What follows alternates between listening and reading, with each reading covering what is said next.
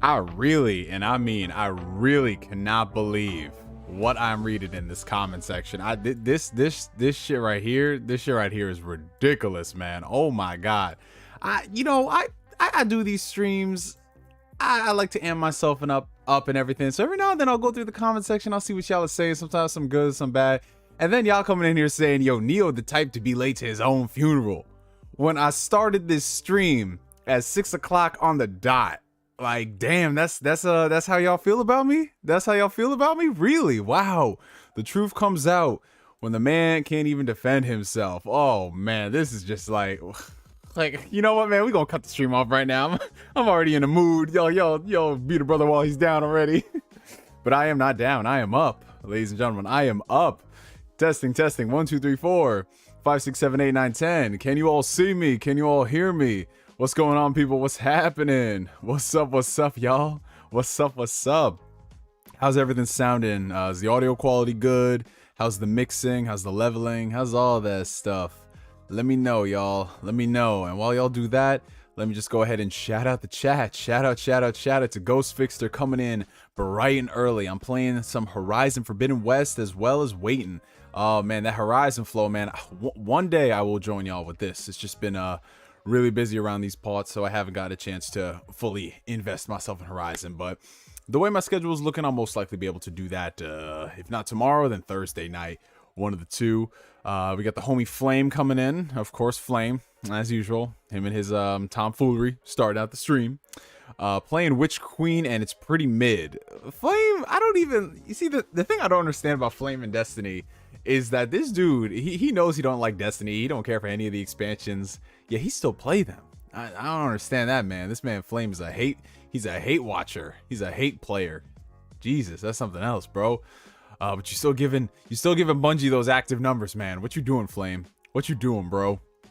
Oh, we got Agent E in the chat. Neo, please don't be late. Boy is late for real. How y'all saying I'm late when I was here on time? I don't understand this. I feel like I've been pretty prompt these past couple of streams. And y'all just doing a man dirty. Ugh, say it ain't so. Oh, we got G and the Don. What's going on, my guy? Good to see you. Oh man, Flame already started. See, that's what I'm saying, man. Man. This is how you do your favorite YouTubers. Ugh, can't believe it. And Flame will be like, since when are you my favorite YouTuber? Beat a brother while he's down. Who else we got into the chat? We got Valkyrie24. Hello, chat. Long time no see. Maddie, my guy. How you doing, my brother? Hope all's well with you. I noticed you've been a little busy with your photography, man. I saw you took like 1,000 shots. You know what the funniest thing was, Maddie? I read your tweet before I saw your username, so all I saw was someone saying I took 1,000 shots, and I'm like, are you good? Are you good? You took 1,000 shots? Definitely must be Irish. But it's good to see you, Maddie. Hope all's well. We got D Lavelle 100 in the chat. What's up? NKDN. Yo, figure I was going to be late after my shower. No, you were right on time, man. You were right on time. Hopefully you scrub behind your ears, lather, rinse, repeat, all that good stuff. We got David Marquez in the chat. Neo, long time. Yeah, it's been a while, my brother. Hope all's well with you. We got Arturo in the chat. Where's Neo? Man, like... I hope y'all watch other podcasts and know that they have pre-show saying start soon. Oh, we got Hans in the chat. How you doing, Neo? I'm doing pretty good, Hans, except for the fact that I've been bullied before I even started the stream. So that's definitely dictated how I'm feeling tonight. Protect the dolphins, people. Hit the like button or the dolphin gets it. Oh shit! And Flame is serious with it. Neo with his mayo again. Where are y'all coming from with all this aggression? Where's all this aggression against Neo? Like, what did I do? What did I honestly do, man? I did 2 streams last week. It's just pretty good. It's just been pretty good. And I'm just met with such hostility. What is going on in the chat tonight? Ooh, we got Attack on Gamer Pierre in the chat. It's Tuesday time. That's right. It's Tuesday, isn't it? It's Tuesday, isn't it? And actually, it is a very special Tuesday because it is 2/22/2022, but it is technically 2/22/22. Princess Tutu. I think that's an anime. Yeah, that is. But yeah, it's 2/22/22 on a Tuesday, which is pretty awesome, man. I don't know how people celebrate that. Some people celebrate it with tacos. Some people celebrate with tequilas. I haven't decided what I want. Maybe a little bit of both. We'll have to see. Autocorrect fails me. Well, that's not the only thing that fails me on Light Flame. Anyways. We got Matthew in the chat. What's going on, Atlanta?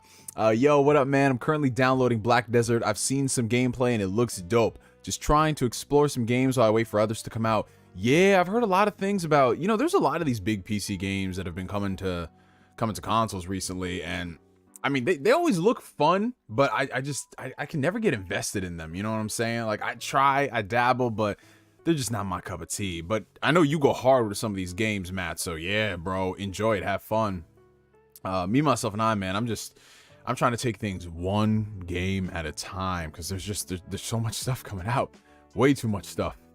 Let's see. Kramer Jones says, let's see. Hey, you party people, just refreshed mind and body. Now I'm ready to get it. Oh shit, Kramer, let's go. Oh, we got JC Grooves, the Groovy Gamer, in the chat. What's going on, my brother? What's what food concoctions have you made this week, my mans? I want to see that. Fun fact about my boy JC Grooves, this dude be chefing up shit that look like it's from a damn commercial. But the difference is his stuff actually looks and tastes good. That's the best part about it. Oh, we got Cold in the chat. What's up, Cold? Grim Dark, loud and clear. Thank you, my brother. It is good to see you. We got Kermit the Frog. Happy Tuesday, man. Right, it's Tuesday, isn't it? Ever since somebody online made that meme, every single time it's a Tuesday, I always go up to a random person. Not a random person, I know them, but I always just say, right, it's Tuesday, isn't it? And it always gets a response. It always does. Let's see. Who else we got here? We got Jimbo Joe, 1234. What's going on, Jimbo? Let's see. Oh, we got Don Otaku in the chat. What's up, Neo? I'm replaying the second best superhero game franchise, Spider-Man, since I haven't played the remastered version. Oh shit, there you go, my brother. Yeah, them Spider-Man games are nice, bro. I'm gonna be honest though, as much as I love the first game, I would sooner replay Miles Morales because Miles Morales just trimmed a lot of the fat from Spider-Man 2018. So there was no unnecessary stealth segments with human characters who don't have powers. It just got straight to the point, which is one thing I'm hoping they keep with Spider-Man 2 when that comes out. There's just less of this fluff to try to pass the time and just give us more action. That's what we need. But it's good to see you, Don Otaku. And Flame, who has been a member of the Phantom Weirdos for the past 7 months. Appreciate the support, my friend. Neo, the sign of the end times is finally here. The whole world stopped in shock as we saw a new Atlas game release on Xbox, Run for the Shelters. Well, I don't know about Running for the Shelters, man, because I think, if anything, that's a good thing. That's a very good thing. 2022 is a weird year, and I'm sure that y'all can attest to that. But, you know, Atlas releasing games on Xbox, it's very surprising, but at the same time, I don't know, maybe it is a sign of things to come. Maybe it is a test that gamers have to pass. We shall see. Oh, we got DIMWITMONKEY in the chat. Hey, what's going on, my guy? What's up? We got Arson Lock. We got Zack Rodriguez. What's going on, my brothers? Corey Gryffindor checking in. What's up, bro? Yo, Chris, I finished Vesperia a couple weeks ago. Really great game, by the way. Have you seen the first Strike movie? If so, what did you think? I enjoyed it. Oh, that's awesome, dude. So yeah, Tales of Vesperia is one of my favorite Tales games. I just love the entire cast in that game. Yuri is still one of the coolest protagonists in all of gaming. And yes, I have seen the first Strike movie, and I absolutely loved it, man. Tales of Vesperia is one of the few times where I wouldn't mind a game gets an anime adaptation, because I think there's a lot of interesting stories that you can tell as like prequels, as midquels, that don't necessarily have to involve the main story of the game. Like, that's my biggest problem when it comes to a lot of these anime adaptations of like 60-hour JRPGs. There's no way you can cram all of that story, especially games that give you the advent of choice. There's no way you could do that in an anime. Like, for example, Danganronpa, I know a lot of people like the anime, they enjoy it, but it just does not compare to the game and what you get out of the game. So yeah, Tales of Vesperia: The First Strike, I think it worked because it wasn't trying to retell the story of the game, which is what I think we need to start seeing more of, because as a game player, you're more interested in checking out what this thing is. Like, oh, this is a prequel? Or if it's something else like, oh, this is a side story with other characters. Like, that shit is pretty cool. We got Nervash Type 1 in the chat. What's going on, my brother? We got The Real Mist. Hey, what's up, Neo? How's it going? You still using mayo? What did I do to deserve this? I didn't even bring up mayonnaise, and y'all just coming in here saying, y'all be acting like I'm Jez Corden up in this shit. I am not no Jez Corden. Do you guys know Jez Corden eats birthday cake flavored mayo? Do you know half of the shit that is on my timeline specifically because I follow Jez Corden? There is so much stuff that I see on my timeline that I do not even retweet. That is just horrific. And y'all have the audacity to compare me to that. I am offended. Dare I say triggered? Dare I say triggered? Oh man. But I noticed we got a couple super chats coming in real quick, so I'm gonna address those. So we got a $5 super chat coming in from Don Otaku. Neo is the scum of the earth. I missed the Doki Doki stream. Well, Don Otaku, that sounds like a personal problem, my friend, because everybody else was here. But yeah, you know, with the change in my work schedule and everything, it's just there's been a lot of stuff that I've had to rearrange in my personal life. So streaming has kind of been a little all over the place, but now we finally have like a consistency thing going forward. And one of the things was that Sunday, I got a chance to stream Doki Doki.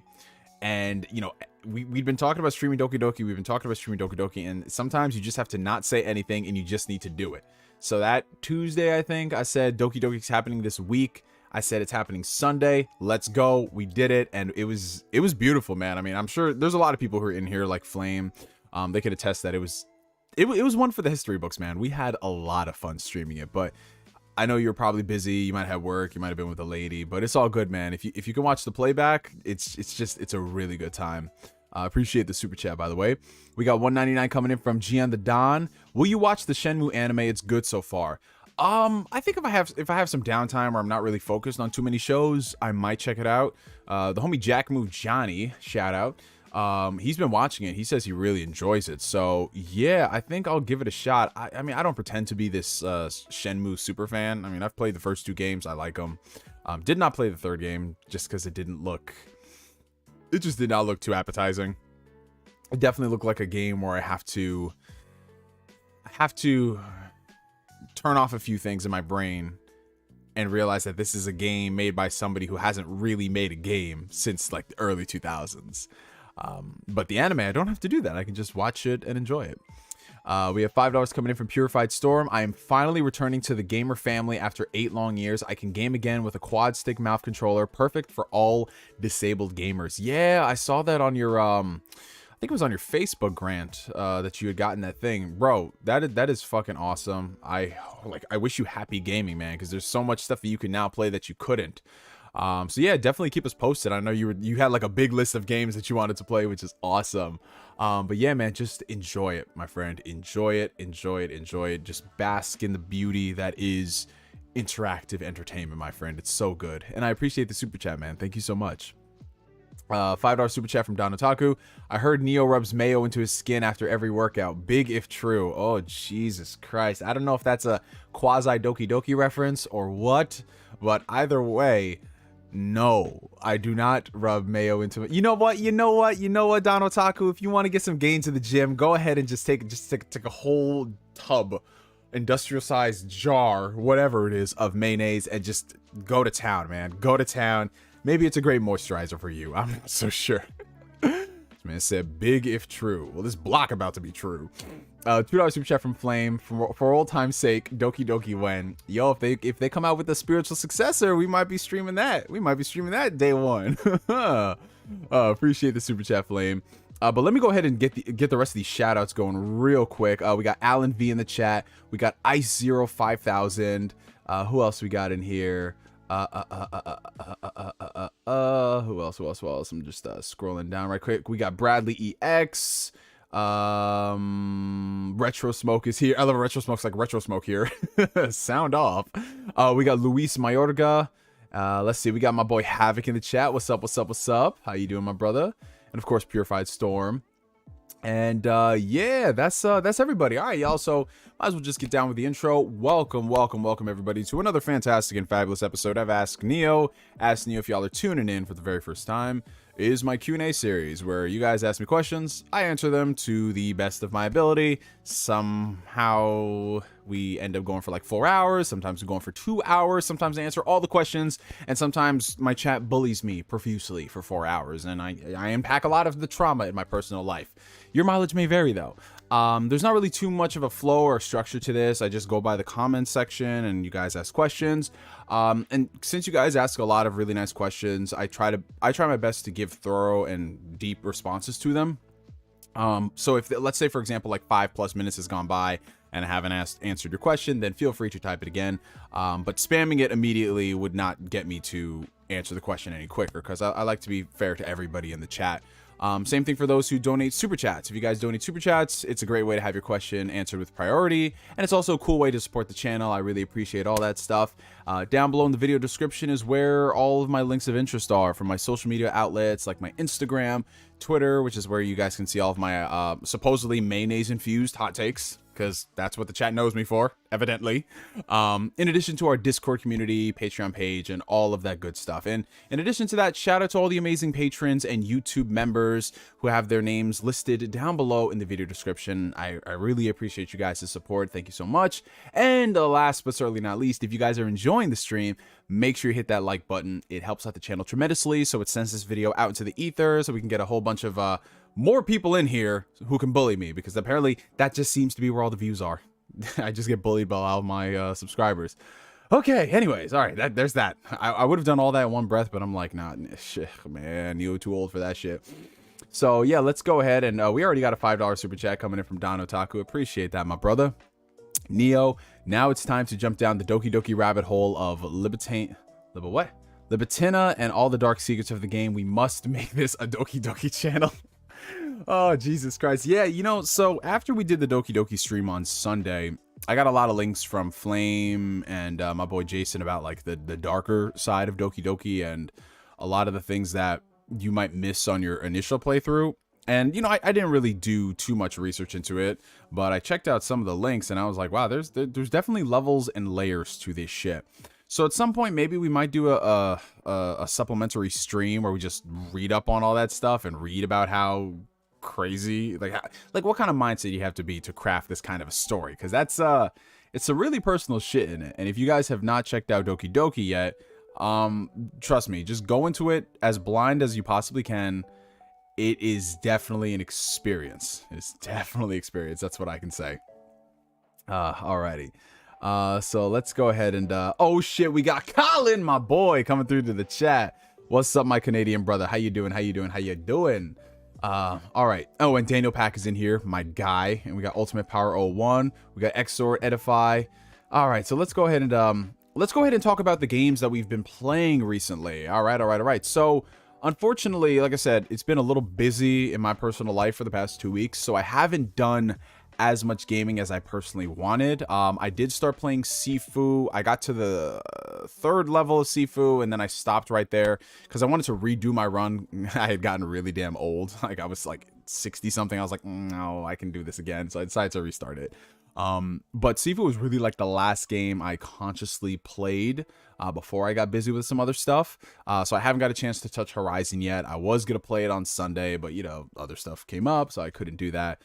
So gaming has been a little light on my end, which honestly is not a bad thing considering, you know, for the entire month of January and the first part of February, I was knocking out games left and right, man. You know, I went ahead and I did another playthrough of Horizon Zero Dawn to prep myself for Forbidden West. I went and I finished up some smaller games that I had started, like The Artful Escape.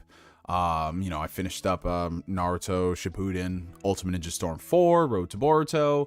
So like there was a lot of games that I completed within like the first 6 weeks of the year that I just decided like, okay, you can take a little bit of a break from gaming and not really worry about it. And it's actually kind of a good thing because the only game that's really on my radar for the foreseeable future is going to be Horizon Forbidden West.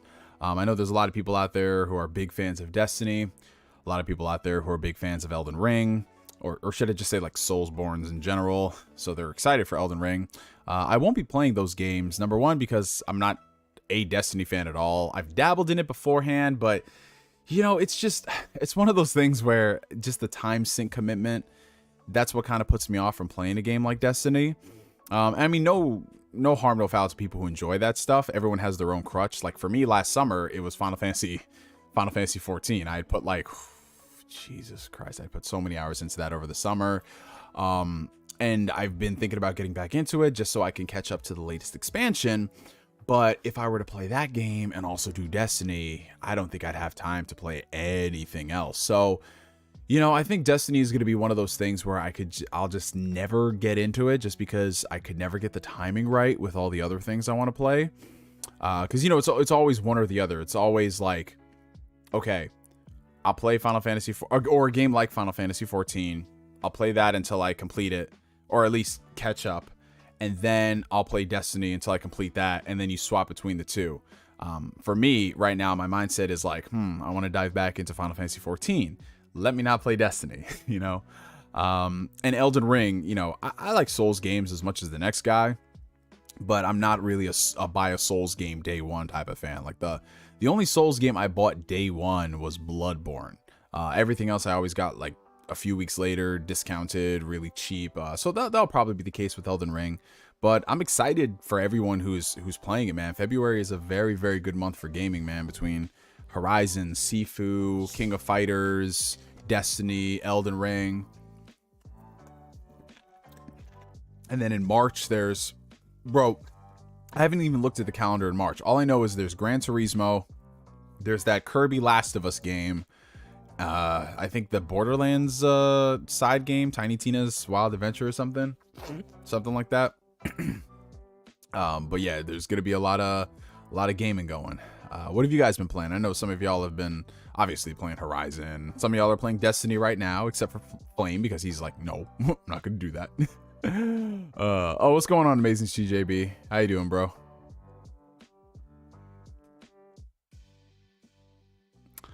Do you have any thoughts on Boruto's existence? I personally can't get invested. Yeah, so I've got some thoughts on Boruto. I, honest to God, gave it a shot. I watched like the first year of Boruto before I had to tap out and realize, all right, this is just not for me, man. If people enjoy this sort of show, by all means, hey, go ahead. Because that's one of the things in life. Sometimes things that you don't enjoy, they might not be your target demographic, and that's fine. If people enjoy it, cool. I just don't think I don't think it holds up to Naruto, especially if you're comparing the time frame of the first 3 years of Naruto versus the first 3 years of Boruto. There's just no competition, man. And the thing I don't like about Boruto is like all the best stuff that people are hyping up, and whenever Boruto trends, it's involving Naruto characters and Naruto events and all of that stuff. Like that should not be the case. It should be about Boruto and his people, not Naruto using that as a crutch.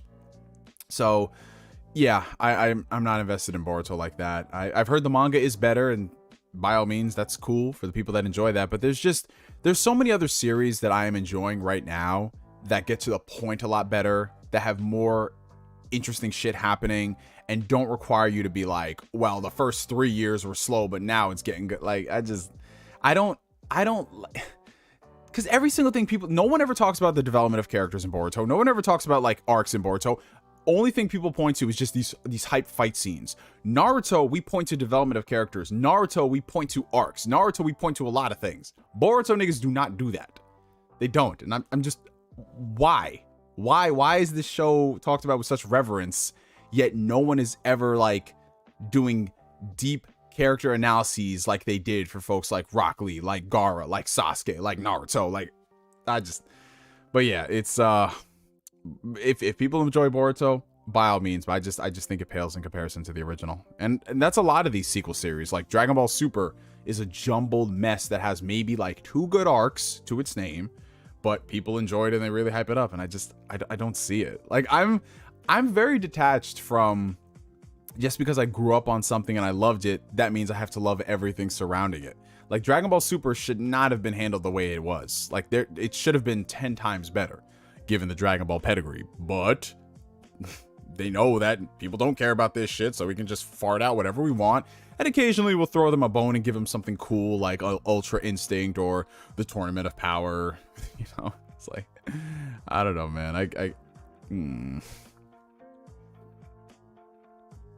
Yeah, a lot of it is nostalgia. Hey, we got Wee Man on Wheels in the chat. We got Andre in the chat. We got Asbel Lance in the chat. We got Amazing JD in the chat.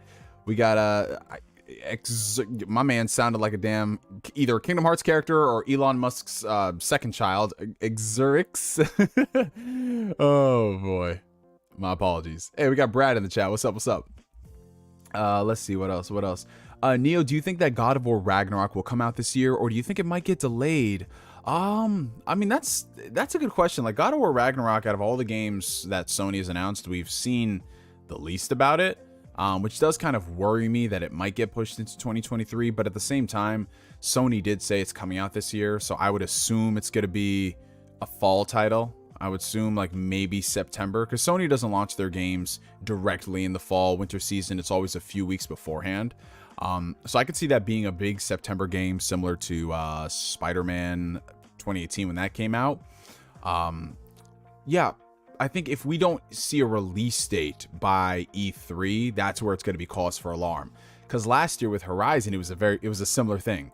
You know, like they said, like Horizon's coming out 2021. You know, it's confirmed, blah blah blah, and we didn't hear no release date up until September, and they're like, oh, wait, we got to delay it. So, you know, it's one of those things. But I think it's on track for this year. I think with the development of the game, they started it in 2018, 2019, 2020, 2021, and then all of 2022. You know, obviously COVID notwithstanding. I think they can have it out this year. That'd be awesome, though, if they launched both a Horizon and a God of War and a Gran Turismo in the same year. That's crazy. I know some people are thinking like, yeah, they're gonna launch God of War in spring in like June, like June. If they launch it in June, that'd be surprising. But no, I think it might be a September game. Let's see.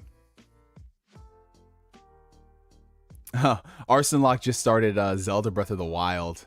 My Switch lives again. Yeah, Breath of the Wild as a game, it was very It took a while for the bug to hit me. Because I went into Breath of the Wild and I was wondering, why are people hyping this stuff up? The stamina bar is annoying. Weapon degradation is terrible. Where is the story in this game? You know, because I was comparing it to, you know, to me, the gold standard of open world games is still The Witcher 3. You know, there's some games that do things better than The Witcher 3, like combat, but in terms of world building, lore, progression, Witcher 3 is still top tier. So I was comparing it to The Witcher 3 a lot, and then I realized at some point that you can't really do that. You need to judge it on its own merits and for what it does. And Breath of the Wild does a lot of things that no other open world game does. I mean, sure, it does have its annoyances, but at the same time, the best part about Breath of the Wild, I think, is the fact that there's so much reward for exploration. There's so much reward for finding out ways to do things yourself. And once I figured that part out, and how to combat enemies, it was just like, have other people done the same thing as me? And then you would go online and you would see videos of people and how they would do stuff, and it's completely different. So they really went back to the drawing board of what it meant to be an open world with Breath of the Wild. And while it's not traditional in the sense that, like, you know, you have really good side missions, or, you know, just how most open world games are crafted, there's just this different element to Breath of the Wild that no other game can replicate. And it's just, Breath of the Wild is one of those games I wish I could like replay again for the first time. Well, obviously the first time I played it was not positive. Then I restarted it and I was like, okay, I get it. But yeah, that's why I'm really excited for the sequel, man. I'm really excited for the sequel. If it can still capture that same mysticism all over again, whew, that's going to be insane, bro. And I'll be playing it at launch with everybody, so that'll be awesome.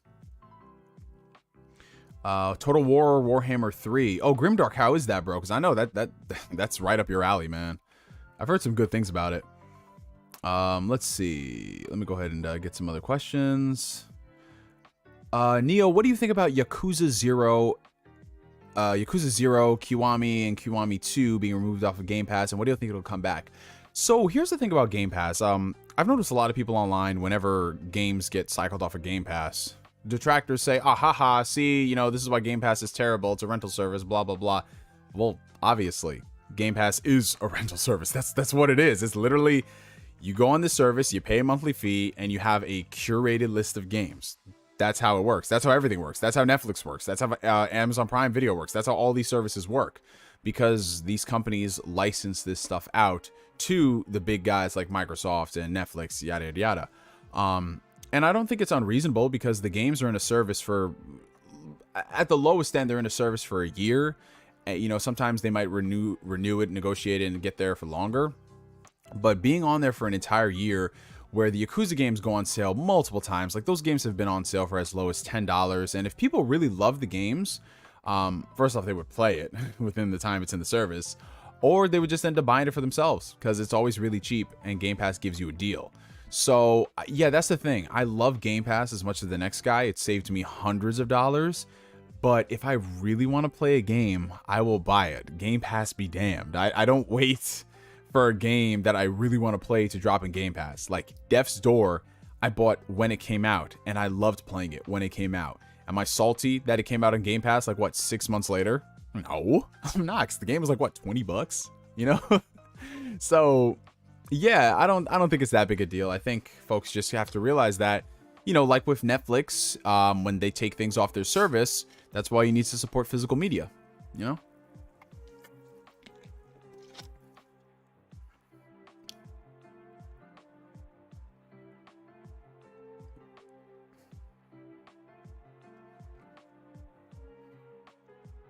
Let's see. Somebody wanted me to talk about, but did The Witcher 3 invent grass? I don't know, man. I don't know, man. Because, you know, when it comes to video games, Zelda Breath of the Wild invented grass and gliders. Rise Son of Rome invented Rome in general. Persona 5 invented Japan and jazz. So, you know, I don't know what The Witcher 3 invented. Maybe the open world? Who knows? Oh, man. Let's see. Oh, what's going on, J-World? How you doing, bro? Did Neo already talk about his boo? Yeah, we talked about that on the last Ask Neo, J-World. Talked about it on the last Yo, but if anything, I'll hit you up. I'll hit you up later tonight. I'll tell you about it, bro. No worries, no worries. So a lot of people are asking me, what are your thoughts on Street Fighter 6 getting announced? Dude, I don't know how I can be excited about Street Fighter 6 when literally they just threw a CGI trailer or CGI or in Ninja, whatever it was. But there was no gameplay. I can't get excited about that. As someone who doesn't even care about fighting games and is really excited to watch gameplay, I can't get excited about that. Because they literally just said, hey, we're working on a new Street Fighter game. Check back in 4 months. Like, what? But, you know, I think everything surrounding Street Fighter 6 has been really funny. Like, for example, somebody found out that the actual Street Fighter 6 logo it's a stock Adobe logo that you can actually buy for, I think it was like, what, $80, and then Capcom just put the freaking 6 on the end. Like, that, it was just very minimal, low effort.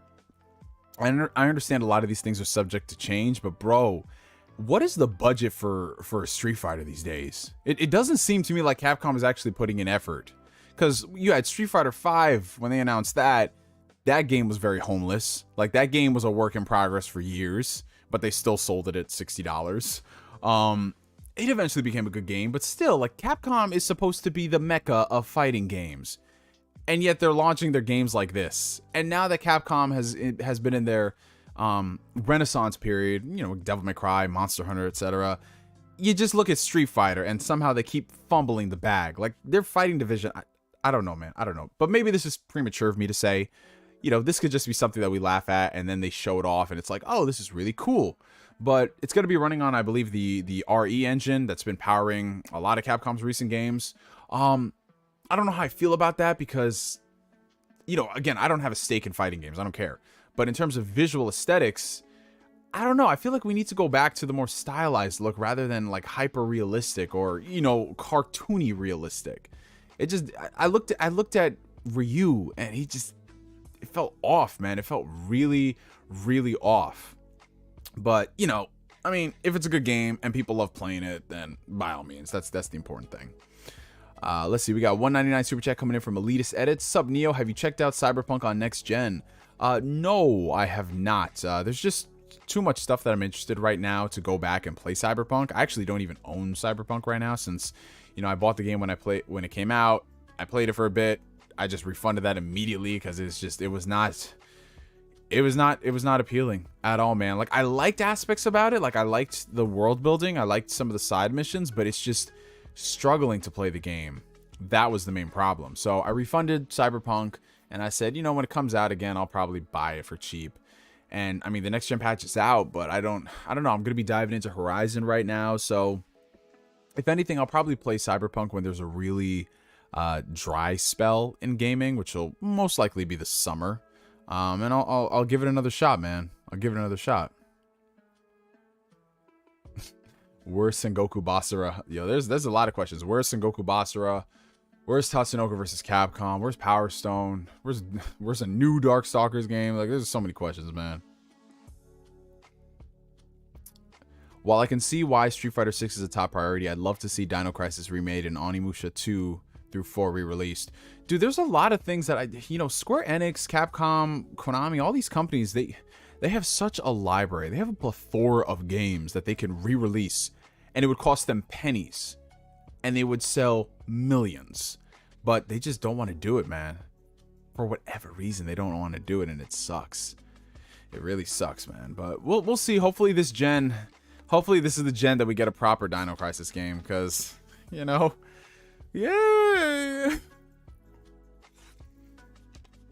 I know me and Shinobi, when that day comes, we're gonna be popping beer bottles, man. Just found out that Monster Hunter Rise ran on the RE engine, and RE means reach for the moon. Yeah, you know what the funny thing is, Corey Gryffindor, we figured that out. I think it was either last year or 2 years ago. We figured out that the RE engine does not stand for Resident Evil engine. It actually stands for Reach for the Moon engine. And if you look at the image, it's a hand that is reaching for the moon. It was right in front of our faces the whole time, and we were just too blind to see it. What about Sega? Well, Sega's doing a pretty decent job at re-releasing some of their games. Not all of them, mind you, but they're doing a decent job. Hopefully they can convince Atlas to do better, Like, but man, just like look at Capcom, for example. You have games like the Ace Attorney franchise. How many times are they going to re-release Ace Attorney 1, 2, and 3? I get it. Those are the best games in the series. I understand. But can we get some Miles Edgeworth action, please? Can we get some of the DS games? Like, there's so many titles that are stuck, and they don't want to do shit, bro. Makes me sad. I want a Final Fantasy IX remake. Final Fantasy IX is my favorite game of all time. I'll be emotional if that happens. The game taught me about life at 8 years old. Yeah, bro. I mean, same here, bro. I love Final Fantasy IX. And based off of that GeForce leak, it does seem as if we are going to be getting a Final Fantasy IX remake. Now, to what degree, I don't know. I'm not sure if it's going to be a full from the ground up remake. I hope it's not like what they're doing with Chrono Trigger, because that Chrono Trigger remaster looks very spooky. But yeah, something Final Fantasy IX remade is coming. It's going to be interesting because they already remastered Final Fantasy IX like 5, 6, 7 years ago. So for them to go ahead and do that again means that we're going to be in for something. I really hope they don't fuck it up, man. I love Final Fantasy IX to death. It is so good. But the thing about it is, I don't know about y'all, but I don't need a lot of these games to be from the ground up remade. I would love for it to be, ow, I hit my mic stand. I would love for it to be remade, but I don't, there's just something so pure about the beauty of those games. I would take just the 2D HD for a lot of the older classics. Like Chrono Trigger, I just do not need a Final Fantasy VII remake, but for Chrono Trigger. Just give me 2D HD Chrono Trigger, add voice acting in there, maybe like fix a couple of things, modernize it to a degree, but that's all I personally want, Hey Neo, do you get road rage when you drive in New York City? I mean, it's kind of just par for the course. Oh, what's up, Chris Peralta? We got Slow Mo back clap in the chat. We got Slixro. I saw we also had we have my homie in here. Where did he go? There we go. We had Ham Solo in there. What's going on, gentlemen? Good to see y'all. I mean, the thing about, if you drive in the Northeast, it's just road rage is part of life, because there's just a bunch of people who can't fucking drive, man. And what I've come to find out is it doesn't matter if you live in the city or you live in the suburbs or you live in the country. There's dumbass drivers everywhere you go. People talk about Tesla this, electric car that, blah, blah, blah this, I want a Ferrari that. Yet they can't even use a fucking turn signal. Like, what the fuck? Like, and these are the type of people that merge at the very last minute on the highway. Shit is crazy. I mean, I get annoyed at, like, just dumb people. Like, I'm a firm believer that we should make it mandatory that every 5 years people have to redo their driving test. Period. Point blank. I don't care. Now, sure, you can say, well, people are just going to cheese that one too, but it's going to eliminate so many people who fail that test. And if you fail the test after the 5 years, you got to wait an entire year to drive again. I don't care, man. I don't care. There's just too many people on the road who just should not be on the road. And over some dumb shit too. Like, man, and it's not just people going slow. It's also people going really fast too for no reason. You know, like what, to save 5 seconds? Nah, man. Nobody can drive. It's terrible. Oh, what's going on, Bryce? Good to see you, man.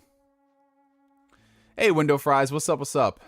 Hope you're doing well. I'm about to hit the gym later after work. Push day. We'll have this playing in the earbuds. Oh, that's what's up, man. That's what I hit today, man. That's what I hit today. I just restarted my program, so, you know, the next, like, 4 weeks is going to be very easy for me because it's just a lot of, you know, just lower percentages, which is cool because it gives me a chance to just really like just restore my body without pushing it and taxing it. I was gonna take a whole week off, but I have too much energy right now to do that, so I'm just like, all right, I'll just start this over again. And it's not like my body is fully taxed as it normally would with most of my programs. So, you know, yeah, man. So today was just a lot of like, what did I do today for bench? I was doing like 6 sets of 3 close grip, and everything's feeling fucking good, man. So I got another PR, I know, after this periodization is up.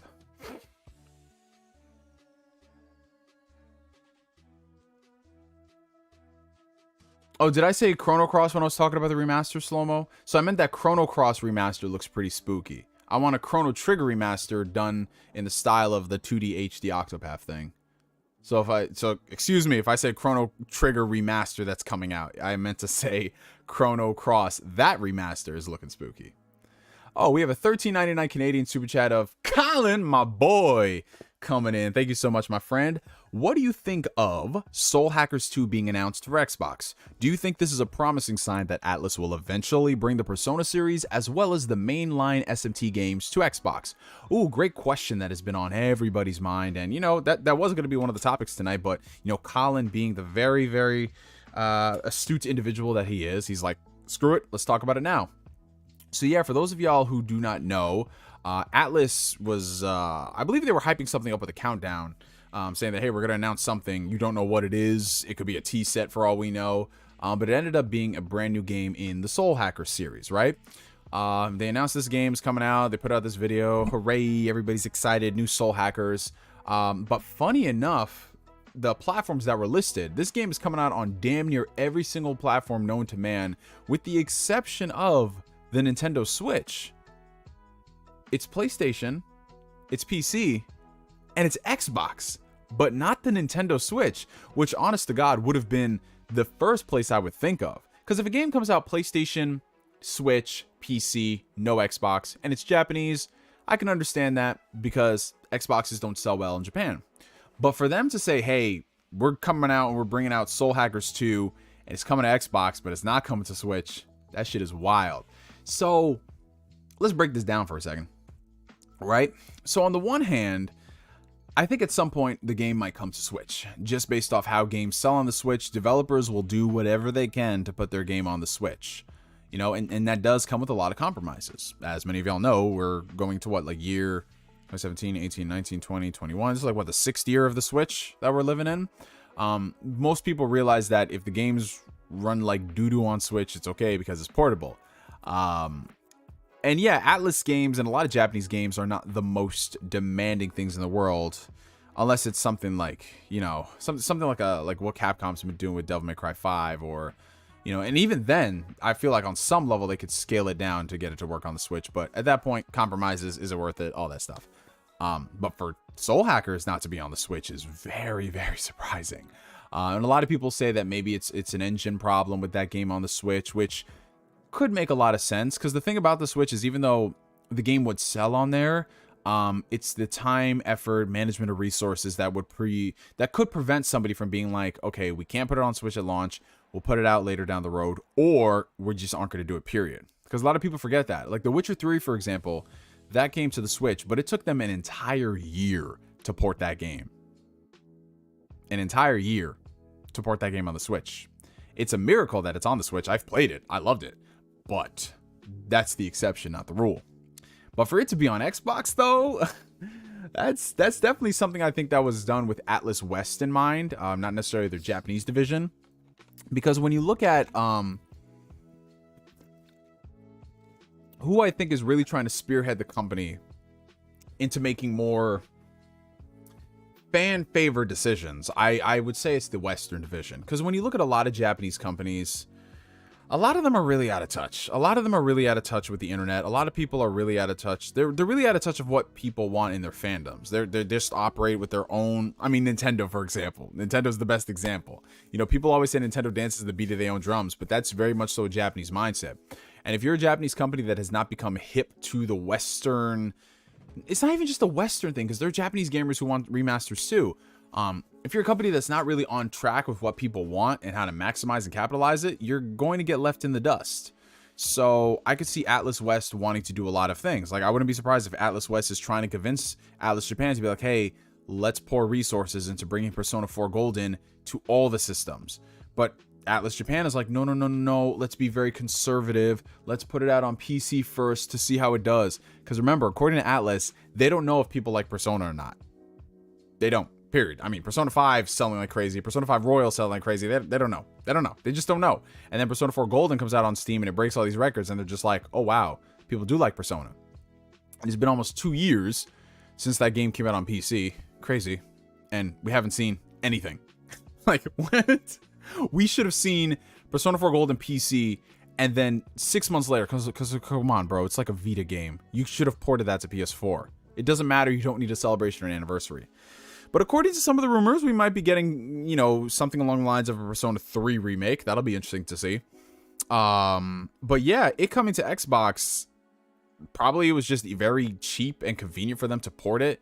And if they don't get a lot of sales out of it, it's not that big a deal because they'll just be like, fuck it. But if the game does really well, I think that is a sign that maybe we might see future Japanese titles going on. Oh, Spooky, what's going on, my brother? Good to see you, my man. Hope you're feeling better, bro.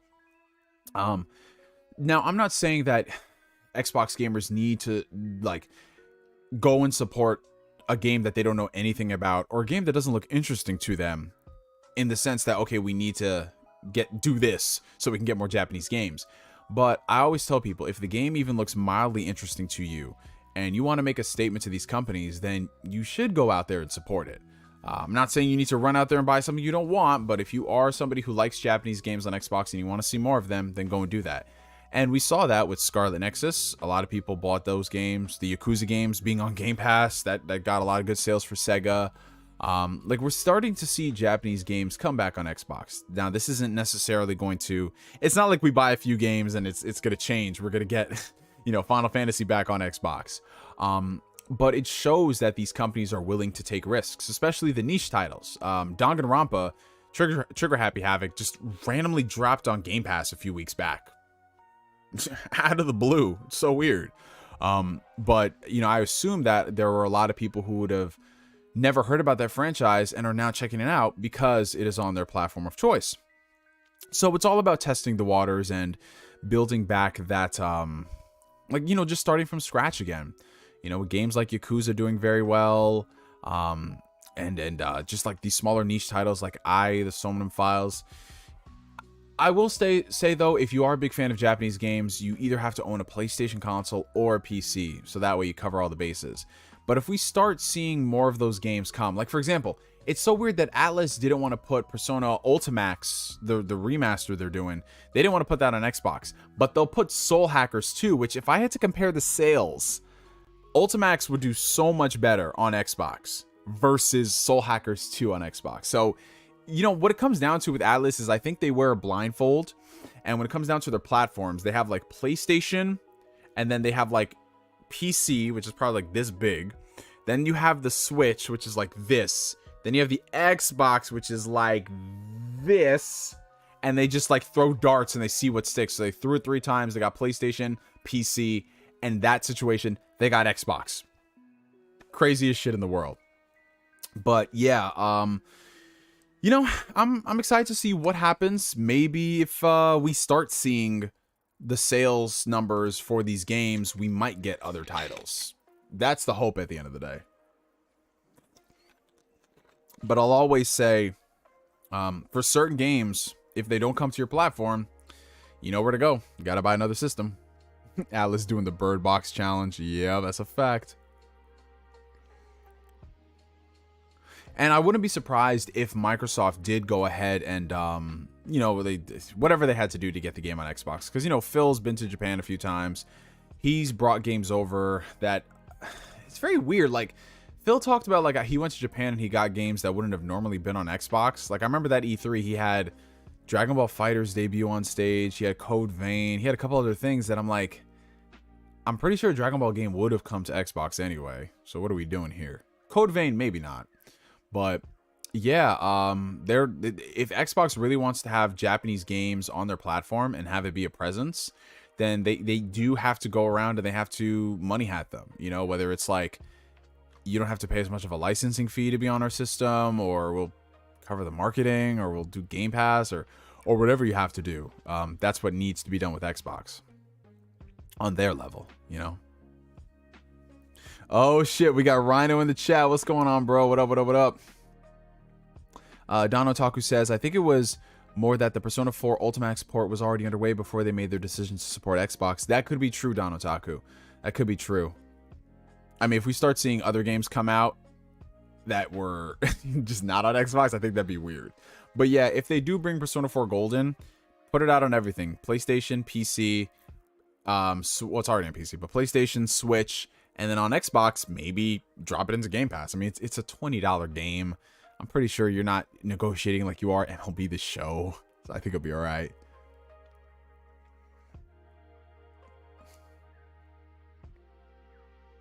After 3 years, we finally got the Persona 5 Royal soundtrack alongside the full version of Colors Flying High. Dude, I know. And again, that's just another example of Japanese companies, man. Like, the amount of years that we had to wait for companies like Square Enix to officially upload Kingdom Hearts music, Final Fantasy music, and, you know, Atlas with Persona, just because the Japanese industry is just so...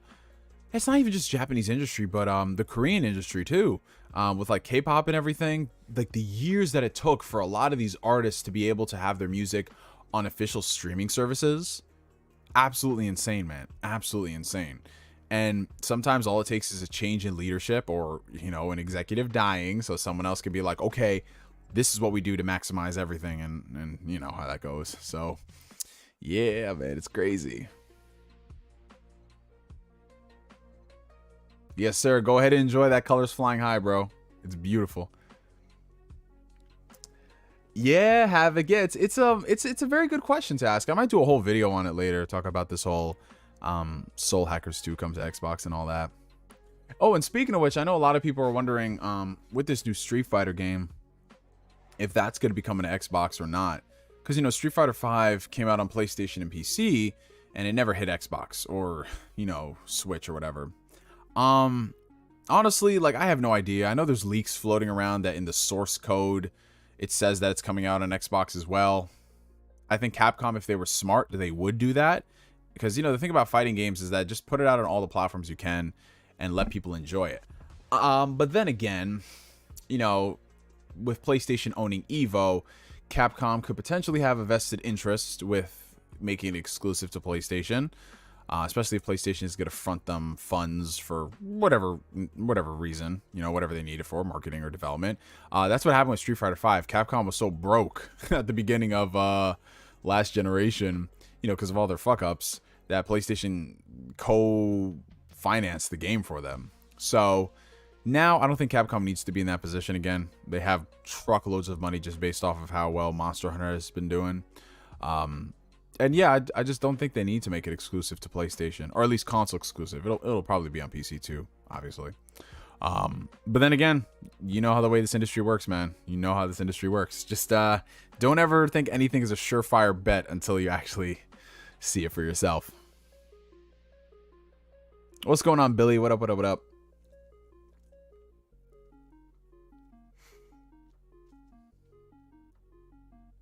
I think the best approach for Japanese games getting exposure on Game Pass, Japanese games getting exposure on Xbox, would be to test the waters with Game Pass. Not necessarily have to put like every big game there day one, but I think a lot of the smaller titles them being on Game Pass could help exponentially. Because that's what happened with the Yakuza franchise. That's exactly what happened with them.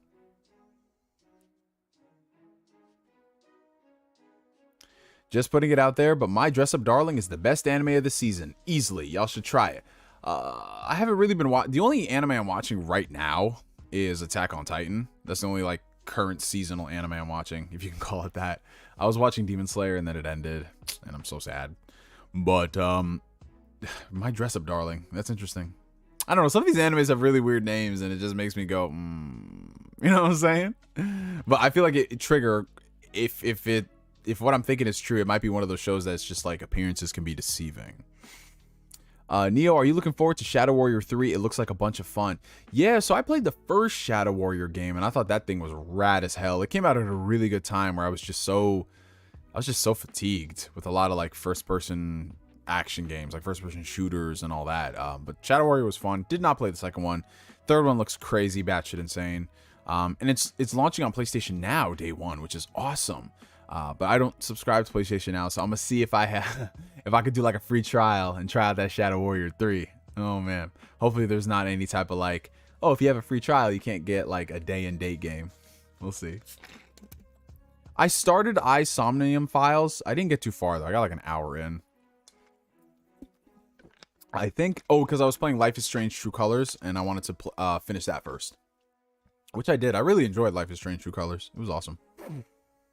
Finished Judgment last week, and now I'm halfway through Yakuza 7. It's so good. Yes, dude, I loved Yakuza Like a Dragon. It's top 3 Yakuza game for me, man. Top 3 Yakuza game. The gameplay is fantastic. The characters are incredible. It's just fun. It's just so fun, and that story gets so emotional. So emotional. Ichiban Holdings to the moon. 1 week away from that IMAX Batman. That's right, you guys. So literally 1 week, not even a week from today, a little less than a week, I will be in the movie theaters, IMAX theater, decked out to go see the Batman. Dude, I have not been this excited for a movie in a very long time. And I was excited for Spider-Man, but like this level of hype for the Batman is just insane. I think the last time I was this excited for a movie where I could not contain anything around me was Avengers Endgame. That was it, man. And that was like what, 2019? So it was almost 3 years ago. So for us, like, and obviously you got to factor in COVID into the mix. Like, that's just obviously. But yeah, this Batman movie. Oh god, I've been looking forward to this shit since Matt Reeves signed on back in 2017. 2017.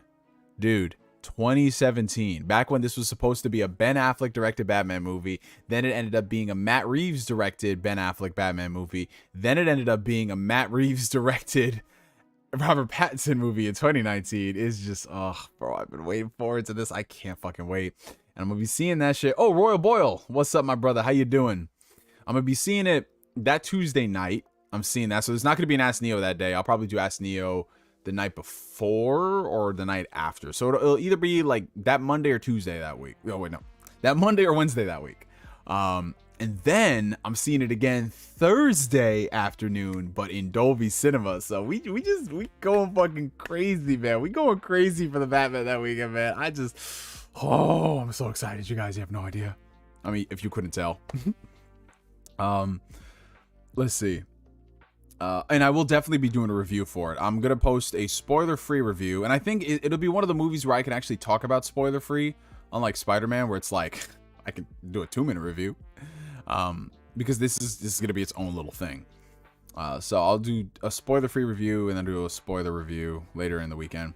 $5 super chat from Don Otaku. I completed the management minigame before completing the story of Like a Dragon, and now I feel complete and don't feel like beating it. Dude, yo, that management minigame is so addicting. Like, if you guys have played Like a Dragon or Yakuza 0 with the like all the side stuff in Yakuza games is so much fun, dude. I love it. I love it.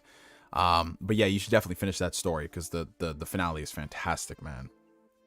Let's see. Did you see Paul Dano, who's playing the Riddler, has been suffering nightmares and has had trouble sleeping since taking the role? I did see that. I did see that, Spooky. But I'm gonna be honest with y'all. I'm not an actor, but I don't ever think I would need to go into some places to play a character like that. Like, my job as an actor is just acting. I don't think I need to like get deep and dirty and like, I don't know, man. Like when I hear some of the stuff that they be saying, like yeah, you know, like to prepare for this role, I had to, you know, feel as if I was sacrificing my newborn child, and I'm just like, why couldn't you just say that, you know, it was a mentally challenging role for you as an actor? Like, let's just be simple. Let's just be simple with this shit. Like, I don't need to know that, like Jared Leto, when he was playing the Joker, he was like, hey, I'm gonna send used condoms and like what other crazy shit he sent. Like, we don't need to do all this, man. We don't. Like, I read about these characters and I'm like, yeah, these characters are deranged, you know? But that's it. I don't ever think like, oh my god, like like I don't know, man. I feel like they go a little too far with that shit, bro. Yo, he said he ain't lose sleep over 12 years a slave. Oh shit. Oh my god. Oh no. That's a fact though. Huh. So you could play this character just fine then. Interesting.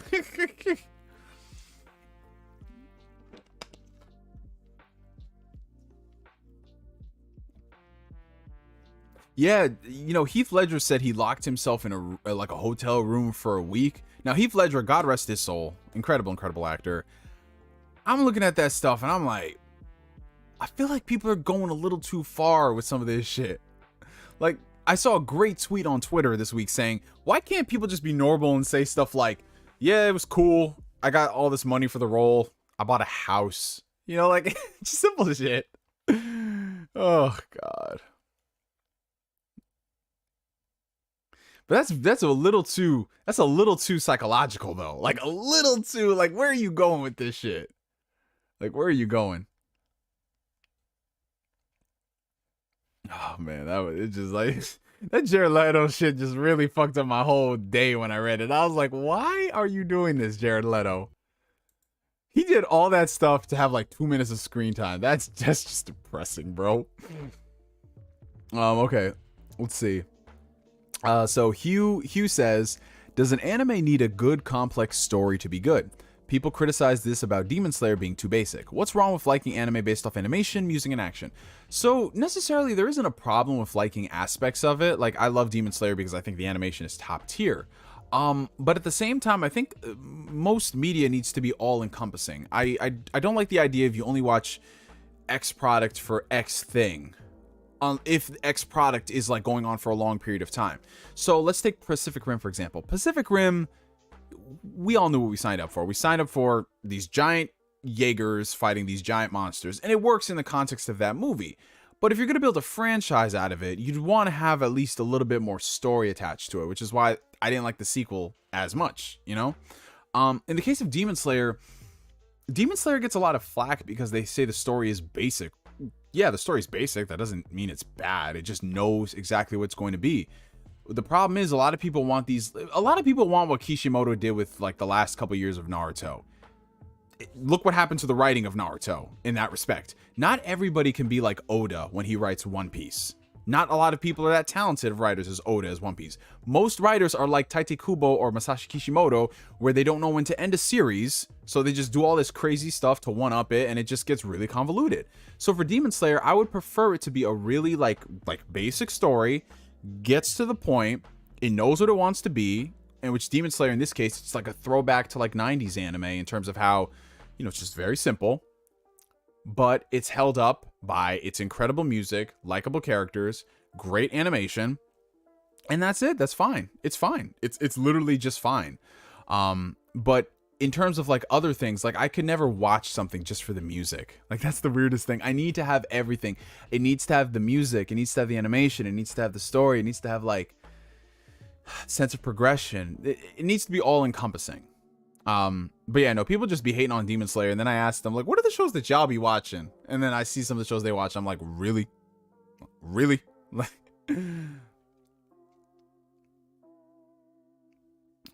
okay, Asbelant, explain the first couple of years of Bleach and why that shit was still a mess. Like, Kubo was strong with Bleach in the beginning, and then he just lost it, man. And he just fucking lost it. And he was writing Bleach for a long time before it got canceled.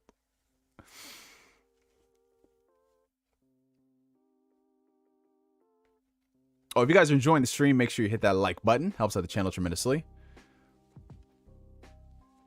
Let's see. I would love a Marvel fighting game again. Marvel vs. Capcom with current Marvel characters. Yeah, I mean, that's the thing, bro. Like, Capcom and their fighting game division, they just fumbled the bag, bro. They like, how do you come out with Marvel vs. Capcom 3?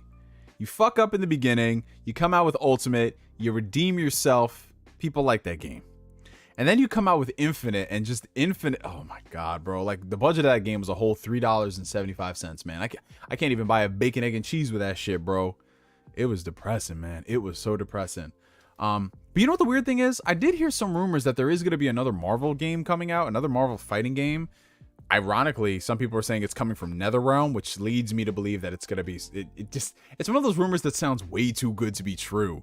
Because a Marvel fighting game coming from the guys that did the DC fighting games, you know? But hey, stranger things have happened. I mean, Marvel is not opposed to farming out their IP to different developers. So if NetherRealm and WB and Marvel negotiated and they say, here, make a Marvel fighting game, I guarantee you it'll be better than Infinite. How did they fuck up Marvel vs. Capcom 3 in the beginning? It was good from the start for me. So they launched the game at $60 and it barely had any content. And then they sold people the expansion like 6 months later for $40. And that expansion didn't even come with the DLC characters that you still had to buy. So it was just one of those things where it's like, this should have been the game you launched. And you're making people spend over $100 on one game in the same year instead of like updating and fixing the previous game, and then maybe a year down the road you come out with like a complete edition. So it was just a lot of like, you sold people a beta test in the beginning, and then if you wanted to get stuff like spectator mode, it didn't even launch with spectator mode. You had to buy Ultimate Marvel vs. Capcom 3, which is just asinine to think that they launched a fighting game for $60. It did not have spectator mode. It's just so weird. Capcom's fighting division has been getting better since Ono left. It has, but I think there's still a lot of work that needs to be done, man. You walk into my house and everywhere you turn, there's a Funko Pop staring at you. At least it ain't creepy doll. At least it ain't creepy dolls with their beady little eyes, though. Yeah, that's the thing, man. Funko Pops always get a bad rap because of their eyes. I'm trying to find the Funko Pop around here. I want to show you guys a really cool Funko Pop that I have. This Goku, I know I showed this before, but this is Goku from OG Dragon Ball. This is Goku on his flying Nimbus. Now, the really cool thing about this particular Funko Pop is that it's actually a defect Funko Pop. Not a defect in terms of like how it was designed. It's not like broken or anything. But if you look on, like here, it says Goku and flying Nimbus. But on the side, it says Goku and flying Nimbus. Goku and flying Nimbus. Goku and flying Nimbus. So I remember because there was like this news article that came out that says like, yeah, there's a lot of Funko Pops that have like grammatical errors and stuff. And I'm like, oh, really? Wow, let's go check this out. And sure enough, I have one of the few that says Goku and flying Nimbus. I don't even know what this is worth, man. But, you know, I mean, yeah, they look soulless. They don't have any type of eyes or whatever. It's nothing compared to the superior Nendroids, which I have right here, Yusuke. I need to open this, but it's just so cool to look at. But these are like the superior version of Funko Pops. They are premium, so they can cost you a good amount of money, like $50, $60 depending. But they have like a lot of quirks to them. Like you can change their faces. You can put them in different stances. Like they're very detailed. Looks like straight out. Like look at the Yusuke on the bottom right with poo on top of his head. It looks straight out of the anime with the art style. So yeah, these are definitely worth it. But the problem with Nendroids is that they're not as there'll be more Funko Pops coming out for some stuff you like versus Nendroids, which are very specific. Like they have Funko Pops of like the fucking Office and all these other like, you know, just things you wouldn't expect because, you know, they're cheaper to make and they have more mass appeal. But yeah, no, I love Funko Pops. I mean, Spider-Man's not here. I put Spider-Man in my car. But, you know, I have like random Funko Pops around my room. They're dope, man. And there's some Funko Pops that are just so cool. like just cool stuff, like cool just random stuff. Like I have a Doctor Strange Funko Pop, like a limited edition Doctor Strange Funko Pop where he's doing the, you know, his magic theme of bobber. Right over there, if you guys can see that. Probably not. But then you have like random special editions. Like I know everyone hates the sequel trilogy, but you know, this was Rey. It was only at GameStop. This is Rey when she had her helmet on and she's clutching the doll. You know, stuff like this is really cool. I like it. But to be honest, I have not collected Funko Pops in a good... It's been almost 6 years, you guys. Like, I went on a really big Funko spree in 2016, and then I slowed down because I just do not have the space for all of them. But then you have really cool Funko Pops. And here we go. Still talking about Funko Pops. You have really cool Funko Pops, like... I had to dust off this bad boy. These giant Funko Pops. No pun intended, Giant Man. This is from Captain America Civil War, when Scott Lang became Giant Man. And just look at the absolute unit. And this isn't even like the biggest Funko Pop that's out there. But just check this out, man. So cool. All right. Let's see. Oh, we have a $6.99 Canadian super chat coming in from Colin, my boy. Thank you so much, my friend. How would you rank all the live-action Batman films from Adam West to Christian Bale? Also, do you think the Joker is overused?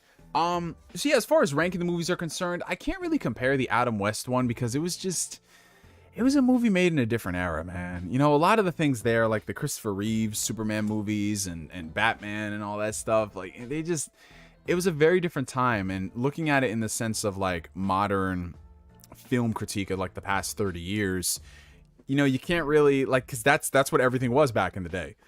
In the 1960s, everything was campy. Like, Spider-Man animated series back then, extremely campy. Like, everything was very, very, very campy. That's what it was. So, I can't really, you know, as much as I love that movie, I can't rank it in a list of, like, best to worst Batman movies, because they're not cut from the same cloth. It's very different.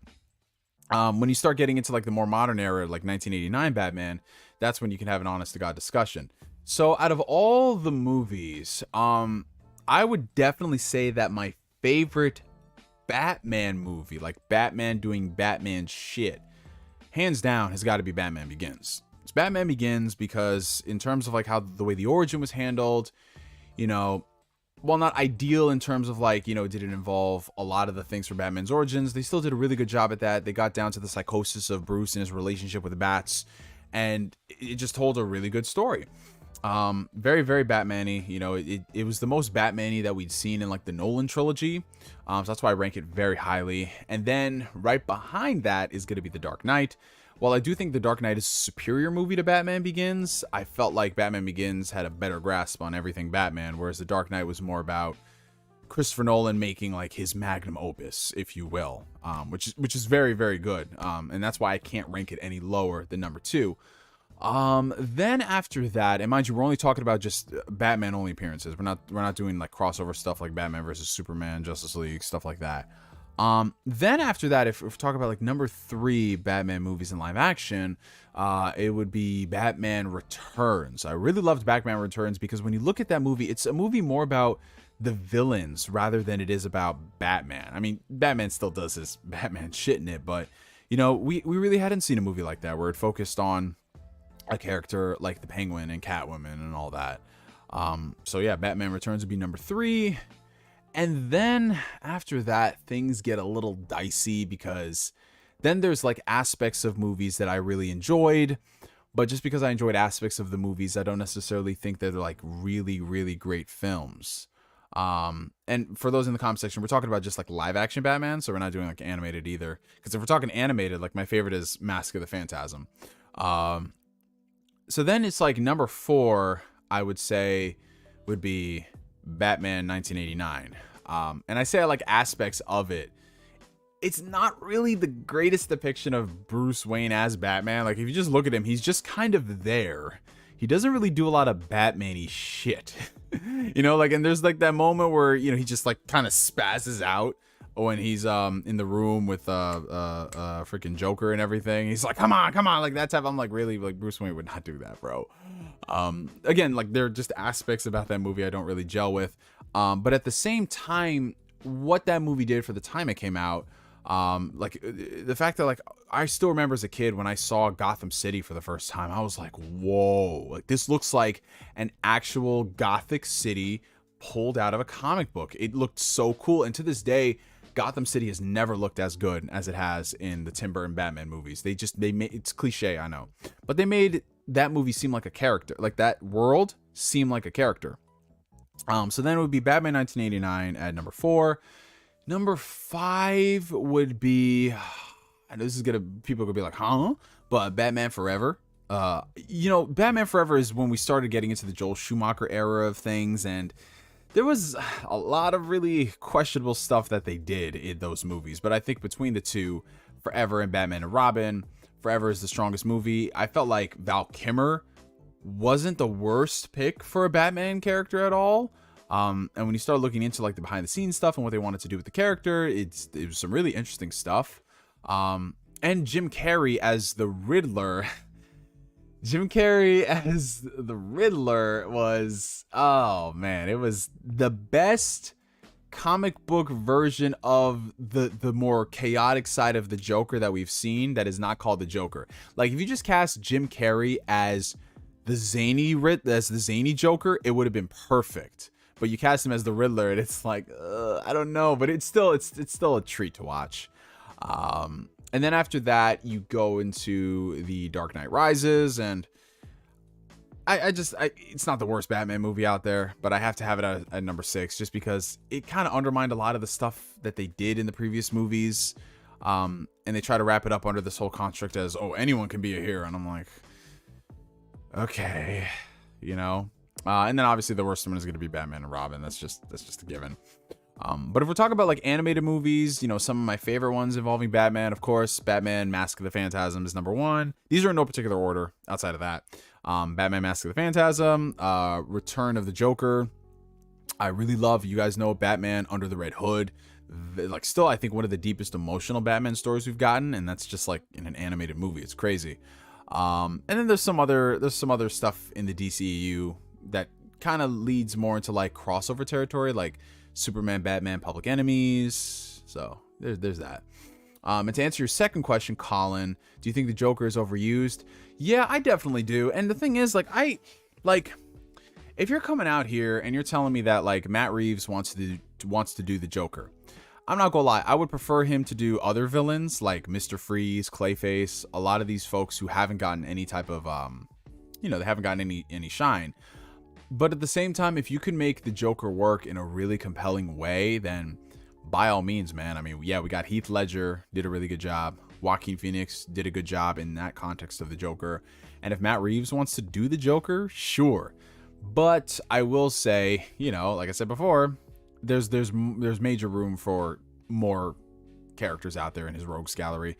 We can't rely on the Joker as a crutch just because he is Batman's arch nemesis. Like there's other stuff we can do, other stories we can tell, and there's just more, like from a visual standpoint, from a filmmaking standpoint, there's so much more we can do outside of like this dude wearing makeup, you know, wearing wingtip shoes and lipstick. Like give me something like Mr. Freeze. Give me something like that's really tragic about his character, you know, him and his wife. Like there's a lot of stuff we can do that. Like same thing for Clayface. You can make really, really, really, really compelling, dark, deep stories on the level of something with a Joker, and you don't have to have the Joker. But you know, it's just one of the things that DC, they're always scared to experiment. They're scared to experiment in the sense that they'll take a chance every now and then and do something like an Aquaman movie. That's cool. But when it comes to their established stuff like Batman, where they should know that you are going to have people come to the theaters, you are going to fill butts and seats, do something different, they just they don't want to do it. The kid from Gotham did a great Joker. Yeah, Cameron Monaghan, he did a really good job. Like I do not like Gotham as a show. I think it's very uneven and it just gets really goofy. But Cameron, like him, I watched all the episodes he was on, and he was fantastic, man. He just, if he ever got a chance to play like a live action Joker, like in a serious capacity, then I'm all for that, man. And there's rumors, according to some people, that Matt Reeves is going to do the Joker, and he's going to get Barry, I forgot his name, Barry Cohn. If you guys have seen the Eternals movie, he played Druig. He has a secret role in this new Batman movie, and a lot of people are speculating that it's going to be the Joker, because why would you cast a really good actor like that, a nice up-and-coming actor like that, and have him not play a major role? But then again, you never know. Could just be the internet being the internet. We have a $5 super chat coming in from Levin Loriano. Hello, Neo. Hello, Levin. I've been enjoying Sifu so much. Also, King of Fighters 15 rocks. I was about to say 14. Yeah, that's awesome, bro. Sifu is a really good game. I can't wait to get back to finishing it. And yeah, I've heard really good things about King of Fighters. Not a big fighting game fan myself, but you know, anytime I hear something is really good and people are enjoying it, then like that just makes me happy. Like I said, I don't care about Destiny. I don't care about playing Elden Ring day one, but if everyone's enjoying it and it's great, then that just makes the world a better place, y'all.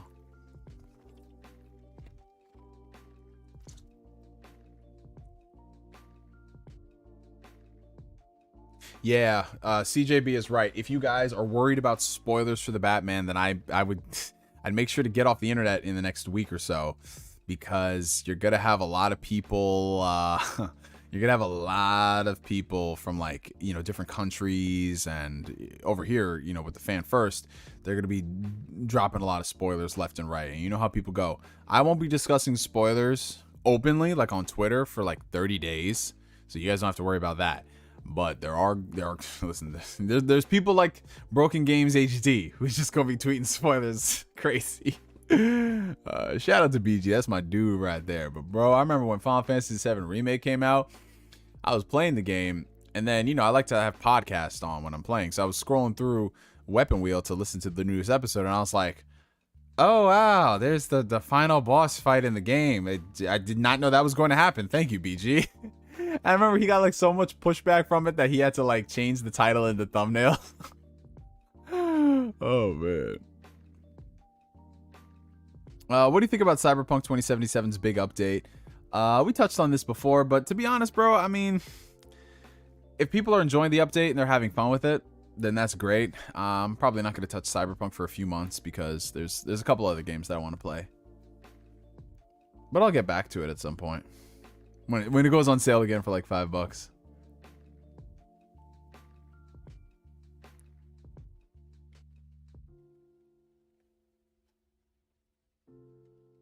Yeah, Asbel, if you got a theater near you that's gonna be playing it, and there's still good seats available, by all means, man, go for it. Let's see. I'm just scrolling and gonna answer some other questions that I missed early on. God, the Jared Leto Joker stuff.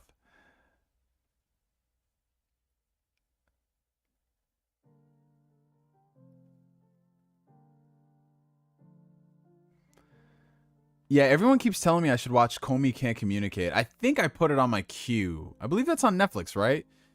Everyone's been telling me to watch that, so but right now the other anime I was watching was Monthly Girls Nozaki-kun. My sister recommended me that, so I watched like 2 episodes of it. So probably after that I'll watch Comey Can't Communicate. Honestly, like these days, you guys, I'm all about shows that are like 12, 24, 36 episodes long. If anything goes beyond like 36 episodes, it has to be like really, really fucking good for me. How far are you in Euphoria, and what do you think of it? So I'm completely caught up with Euphoria. I watch it weekly. Overall, Euphoria is... Okay, so Euphoria is a hot mess. I think that's the point of the show.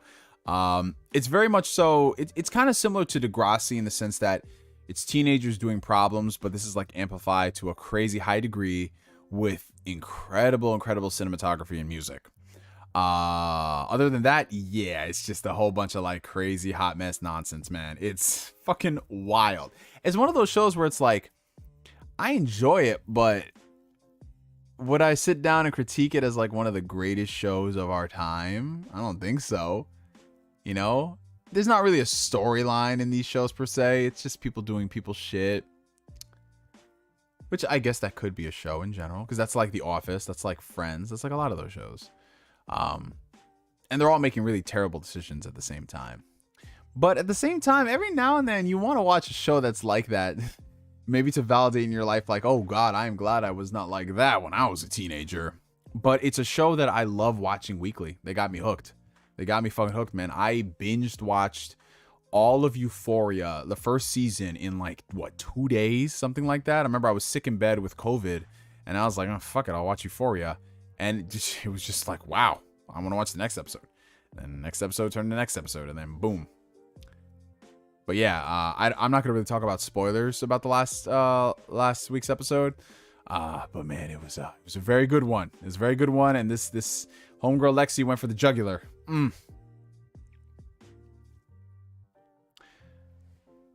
Yeah, that's a fact. So if you guys do have T-Mobile Tuesdays on your phone, they have like $2 movie tickets on Tuesdays, like through the Atom app, so you can see like any movie you want to see in theaters for $2, which is not bad at all, man. Not bad at all.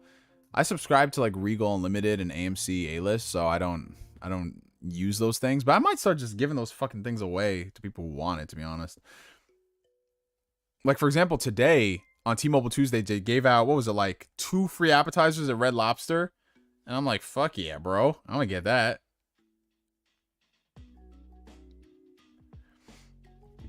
Didn't Matt Reeves say it was going to be a hard PG-13? Debating if I should take my 12-year-old.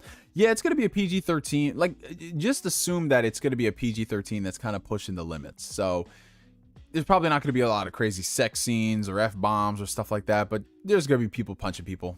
And if you're 12-year-old, Shay, if you don't want your 12-year-old seeing that, then I would not do that at all. Basically, if you can show the trailer to your 12-year-old, and if you think that they can handle that, then I'll say yes. If not, no. Oh, we got a $9.99. We have a $9.99 super chat coming in from the homie Megas X456. Thank you so much, my brother. What's good, bro? Just dropping by to show love and support. Quick question: what do you think about Xenoblade 3? As a Xeno fan myself, I know we're gonna be eating good this September. Much love, bro, and much love to you too, my friend. Shout out to the homie Megas. He's like, when I tell you, like, he's that type to always pimp out his own fellow content creators and shout them out for no other reason than just the fact that they're dope as fuck. Megas is that dude. So I'm gonna do the same thing for Megas because Megas is a dope as fuck person. And now to your super chat, man. Yeah, man, I'm fucking excited for Xenoblade Chronicles 3. I love the Xenoblade series, as uneven as it can be at times. Like, Xenoblade Chronicles 2, I really loved, but at the same time, I can understand why somebody might hate that game, because the early hours of the game are not kind. And if you, it's one of those things where the older you get, the more you just think to yourself, like, the things that we use to justify why we love a game, we can't force that on other people. So in the case of Xenoblade Chronicles 2, the combat system takes a while to open up. I'm not talking about an hour or two. It takes like a good 10 to 20 hours for it to fully reach its peak. And even then, there's always new stuff being added into the mix. Now, it is a very rewarding and fulfilling combat system, but to ask people to dedicate and devote that much time when there are other RPGs that can get to the point much quicker, it's a hard thing to sell. But, you know, all things considered, Xenoblade Chronicles 1 is still one of my all-time favorite games. Definitely in like the top 50 of all time. And I fucking loved it, man. I loved it when I played on the Wii. Loved playing it on the Switch. And if it's going to be a third game that like kind of brings together the best of both worlds with both titles, then I'm all for it, man. Like, you could tell me nothing about the game and I'm still going to be excited. But the fact that they showed us a trailer and it's coming out in September, dude, it's dope as fuck. Like, my Switch is going to get a lot of playtime from that game, which I'm excited about, because the last time I played a big RPG on my Switch was well,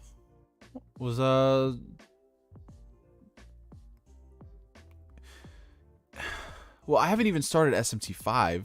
So the last time I played a really big game on the scale of Xenoblade was Xenoblade Chronicles 2 Torn of the Golden Country. Like, straight up, man. That was the last time. And that was 2018? Yeah, so it's been around, it's been about that time. What do you think will happen for Kingdom Hearts' 20th anniversary? To be honest, I mean, I assume we're gonna get a litany of things, like new merchandise, as we always do. If we're talking game-wise, I would not be surprised if we got maybe a new game announcement of some type, whether it is a Kingdom Hearts 4 that's continuing the story, or whether it's just like Kingdom Hearts insert subtitle here that still continues the story, but we're not gonna call it Kingdom Hearts 4. I think we're gonna get a good idea of what the future of Kingdom Hearts holds, and I'm excited to see where it goes. I mean, I'm not gonna act fake excited, like, yes, you know, like more Kingdom Hearts, whatever, blah blah blah, because, you know, Kingdom Hearts 3 left me pretty sour outside of the gameplay. Just in the way they told the story and how it's just a lot of the things they did not feel earned for a whole 15 years we were waiting. But if they're gonna start a new saga and they're gonna do a better job telling the story and they're still gonna have the great gameplay, then I'm color me intrigued, my friends. How do you feel about Bel Air? I think Bel Air is gonna be one of those shows where I'm not really gonna talk about it much, because every time I see more about it, it just disappoints me. I know some people like it because, oh, they're making it edgy, and Carlton does, I think what they said, Carlton does cocaine or something. I'm like, oh great, like I totally need to see Carlton do that. But to me, it's just one of those things where if you wanted to tell your own story about characters doing things that are so different than other characters, then write your own story. Don't use the name of a popular franchise. Just don't do it. The Batman in the UK is a 15 rating. Oh wow, that's pretty hard. That's pretty high up there. So, well, Three Houses I don't really count on the level of like Xenoblade Don Otaku. I put a lot of time in Three Houses, but I'm talking about a grandiose open world type of game. Three Houses is just more of a just a strategy title. Give me a Kyrie game. Of course you'd want that, Asbelon. Of course. The rest of Kingdom Hearts soundtracks to stream. That would be a good thing, Corey. That would be. Honestly, I'd want native ports of the Kingdom Hearts series to Switch, but they're not going to do that. They just launched the cloud editions. I wouldn't mind if they did like a Kingdom Hearts next gen upgrade. That'd be dope. If they just did like Kingdom Hearts 3 and you got like 4K 60, 4K 120, or 1440p 120 or whatever. But at that point, I don't know. Would they have to re-release the game? I don't know.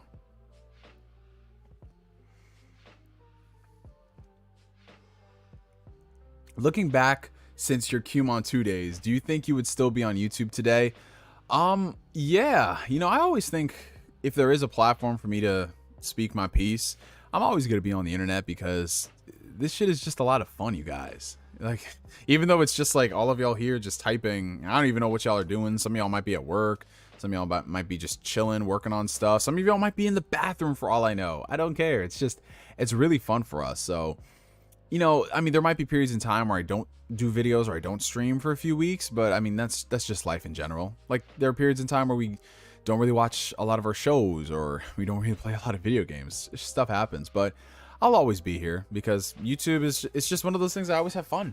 I always have fun, and that's the important thing. Regardless of how much money I have or how many subscribers I have, it's just doing this, having fun with you guys, and also giving me an opportunity to, like I told you guys this before, but being able to just speak.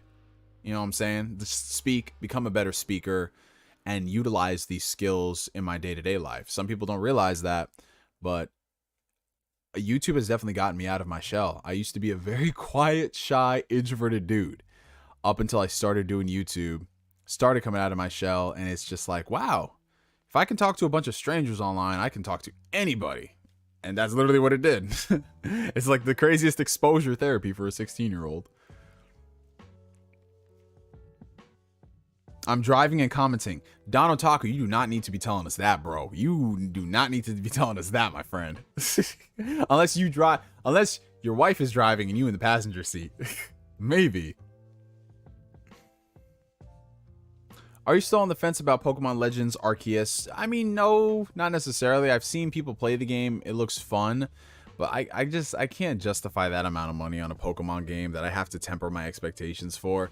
Because every single person that tells me it's like, Pokemon Arceus is fun, but it could have been so much better. Like, I don't know, man. Like, I'm at that era where I just need Pokemon to really step it up. I'm tired of these quarter steps.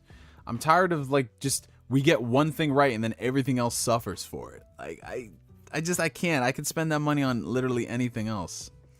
But I'm happy people like it. Who out there be fucking and commenting? Good God, DIMWITMONKEY. Jesus Christ. Oh my lord. Don Otaku's riding his wife. Hey, yo, Asvelant. Hey, yo, Asvelant. Yo, Asvelant. I did not expect that comment from you, bro. Hey, yo. Hey, yo.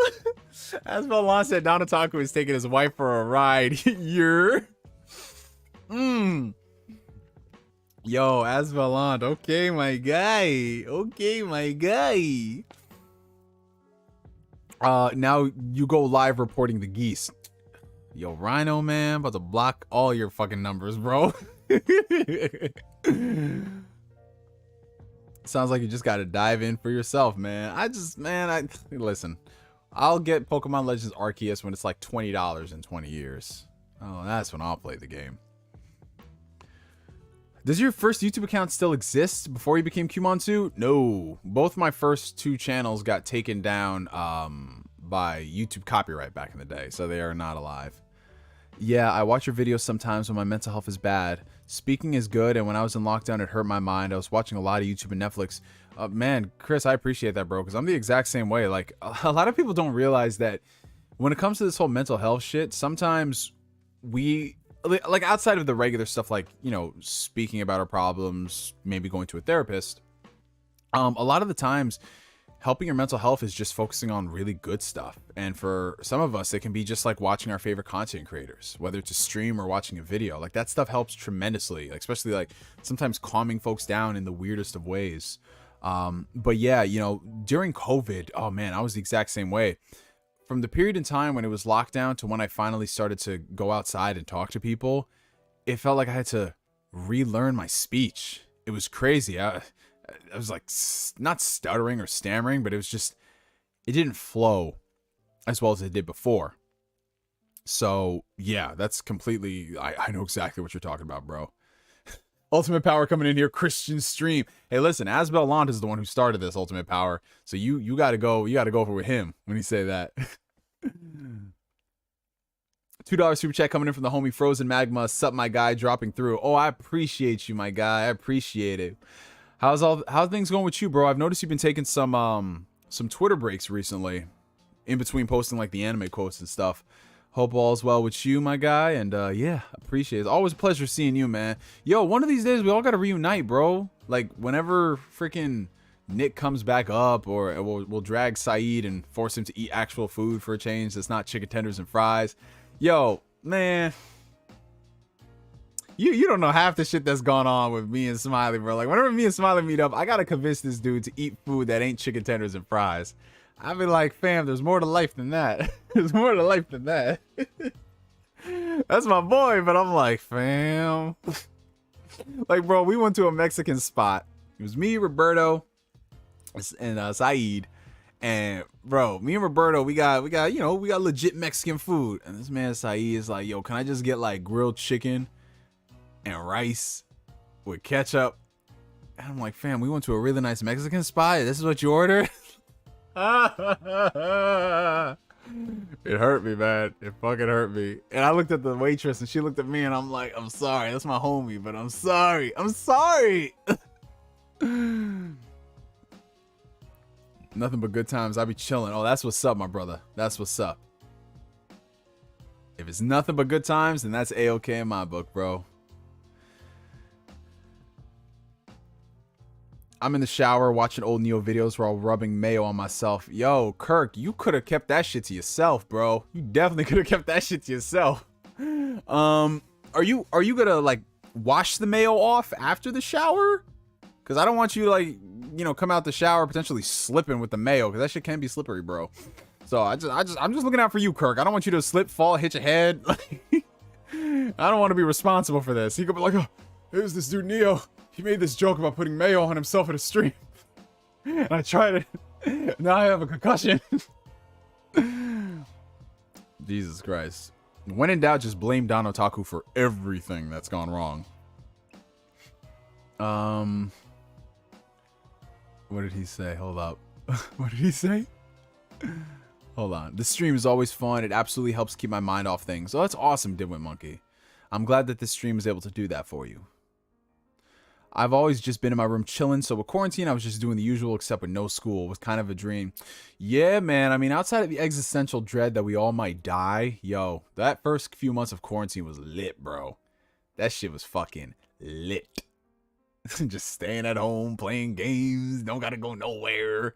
And then about, like, after, like, month 2, I was like, fam, I need to get the fuck out of this house, bro. And then I remember going into the outside world for the first time was fucking scary, man. It legit felt like a post-apocalyptic movie. Remember when you was on a supporting the anime industry campaign back in the day? Bruh, not even gonna lie, my whole anime room started because of you.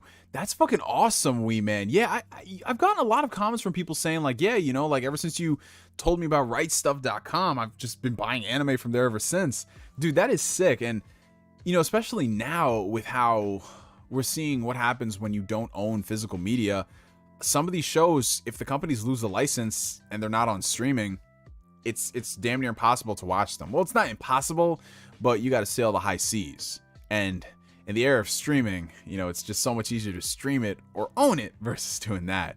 But yeah, man, that's fucking sick, dude. That's fucking awesome. Oh, let's look at some of these comments. That's my wife's safety. I don't know what to order. Plate of chicken tenders and fries. Yo, Rhino, we got to do better, bro.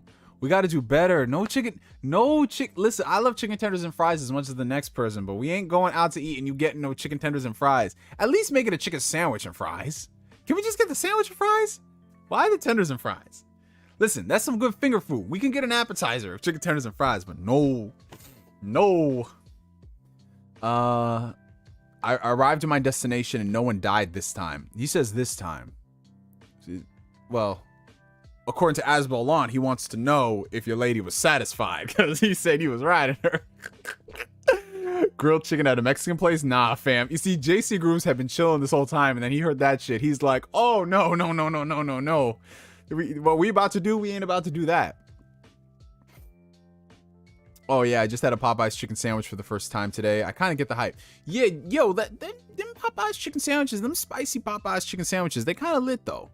I mean, they ain't like beat a nigga up to get a sandwich lit, but they kind of lit though. I wish they came in a combo meal though, because I'd be looking at that sandwich, that shit like $4.79 for one sandwich. I'm like, fam, for a few dollars more, I could get a combo. Why you do this to me?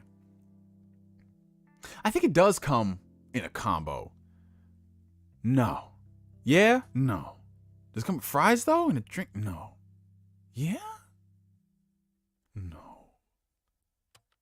I know, I think it does come in a combo, but it's not like a combo that, because for me, it's like I always get like, when I go to Popeyes, I get like a 5-piece, get like a 5-piece, fries, a biscuit, a drink, and then I order another box of fries for myself because I'm a fat nigga. But with the sandwich, I weigh everything out by like price, you know?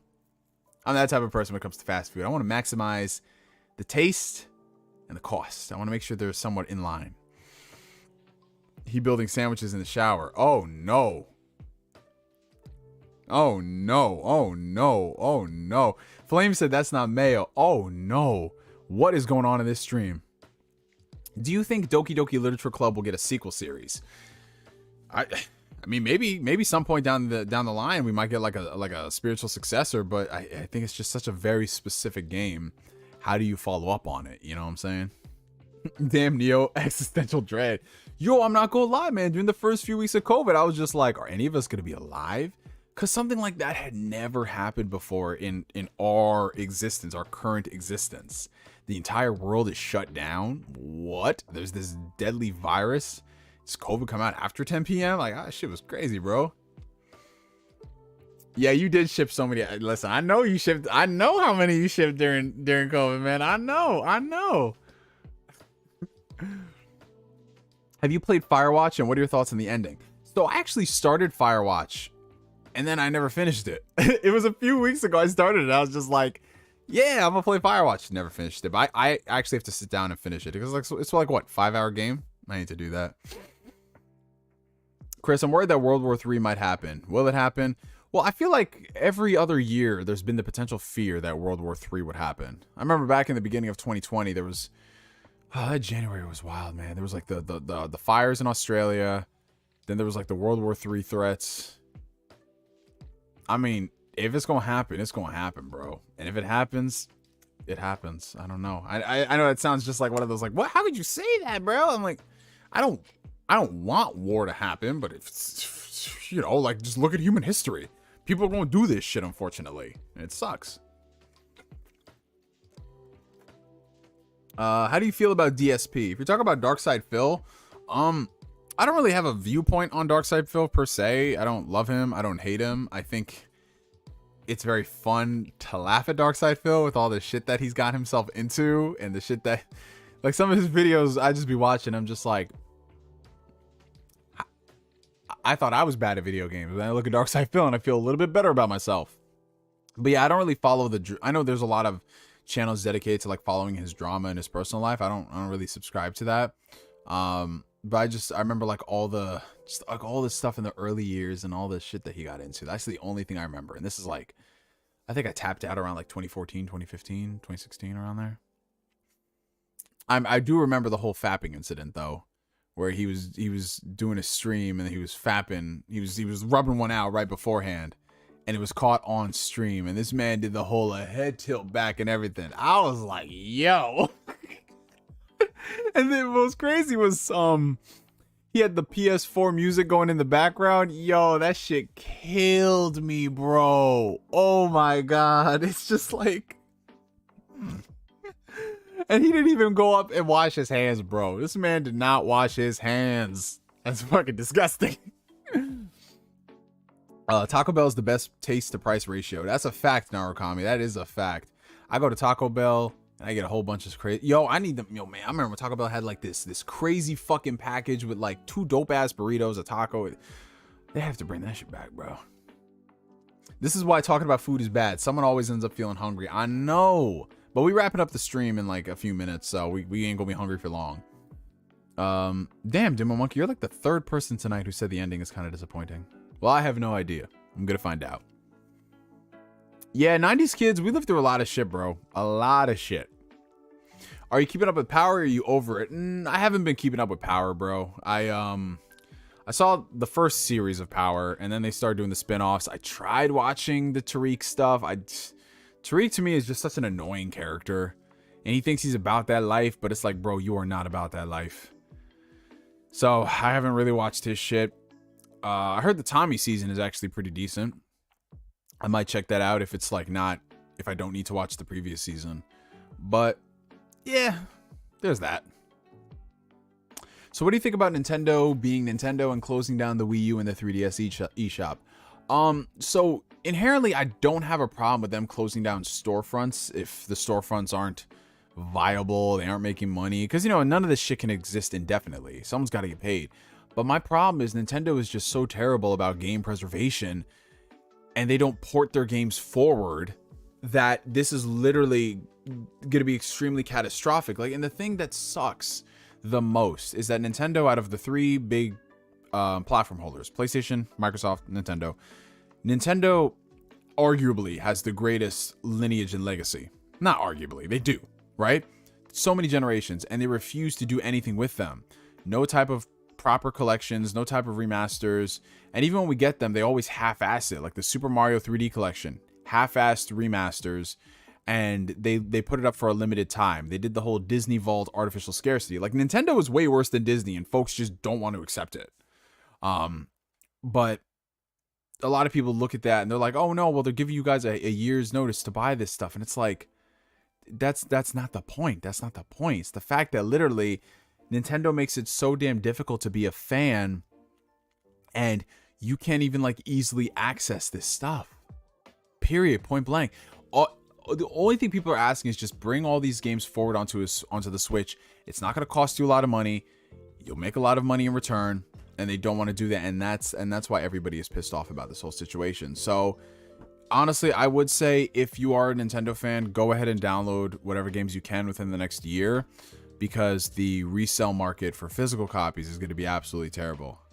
Absolutely terrible. And then the way Nintendo does account management systems, like, God, if you game on Xbox, you're going to be very spoiled with how Nintendo does their things and how one account does not seamlessly transfer across all the systems. You know what I'm saying? Like, oh, you would think that if you bought the games on the Wii Virtual Console, you would get them on the 3DS Virtual Console. No. Oh, the Wii games, you can play them on the Wii U, right? Well, you got to play it in backwards compatibility mode for the Virtual Console stuff. And I'm like, bro, oh my God. Shit should be so simple, but Nintendo just doesn't want to do it.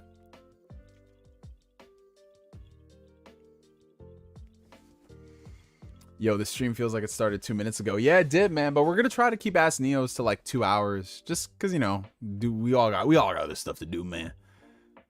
This is not a fact. Houston taco trucks shit on Taco Bell on taste and price. Well, obviously taco trucks, real taco trucks shit on Taco Bell. No pun intended. But yeah, you know, like sometimes a nigga is craving Taco Bell at 1 a.m. in the morning, and they just want a steak quesarito. I'm telling you. If World War III happened, would you go? Yes or no? No, I would not. The last thing I want to do is put my life on the line for this country. And that's not a diss to the United States of America. Well, it's partially a diss. But it's just in general, I would not. I don't ever feel that patriotic about a country to go and like fight for it. That's just some. You know, to those who want to do it, by all means, cool. And I thank you for your service. But me personally, I'm good, man. If it's meant to be and the nukes are flying everywhere, I'll just be sitting out on the porch, sipping my lemonade, just watching everything die. That's it, man. And that's it. Like, it's no like disrespect to the people in the armed services. No disrespect to, because I would feel the same way if I lived in any other country. Like if I lived in the UK and someone said, "Oh, you're gonna fight during World War III?" No, I'm not gonna do it.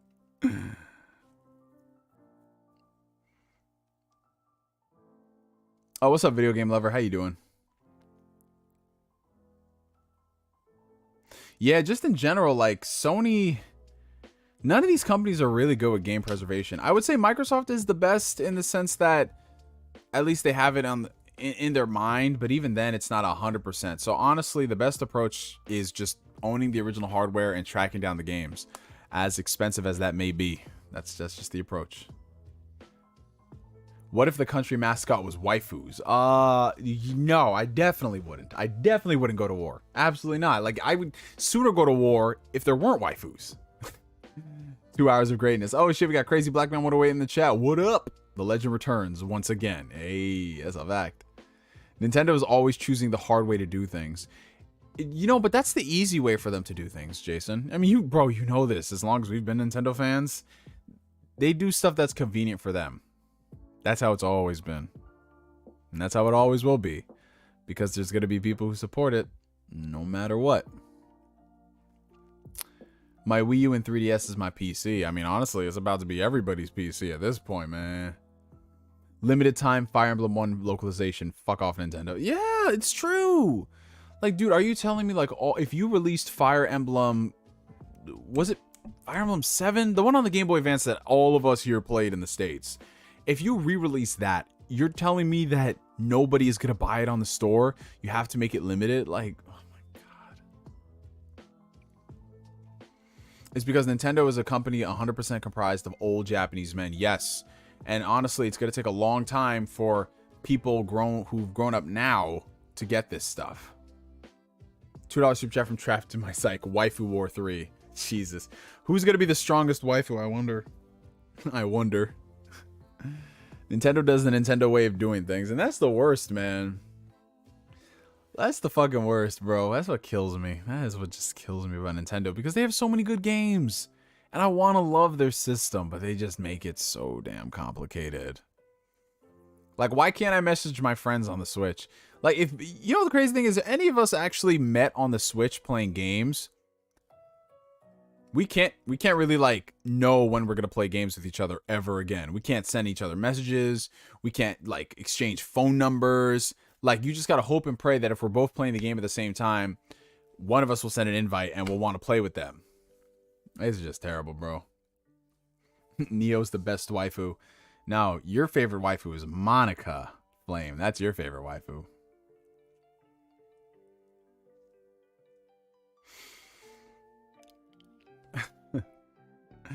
All right, so we're coming up on the 2-hour mark. Well, we'll go a little longer because, you know, the stream technically started at, I think it was like 6:07. So we'll go for like 7 more minutes and then we'll wrap it up for the night, y'all.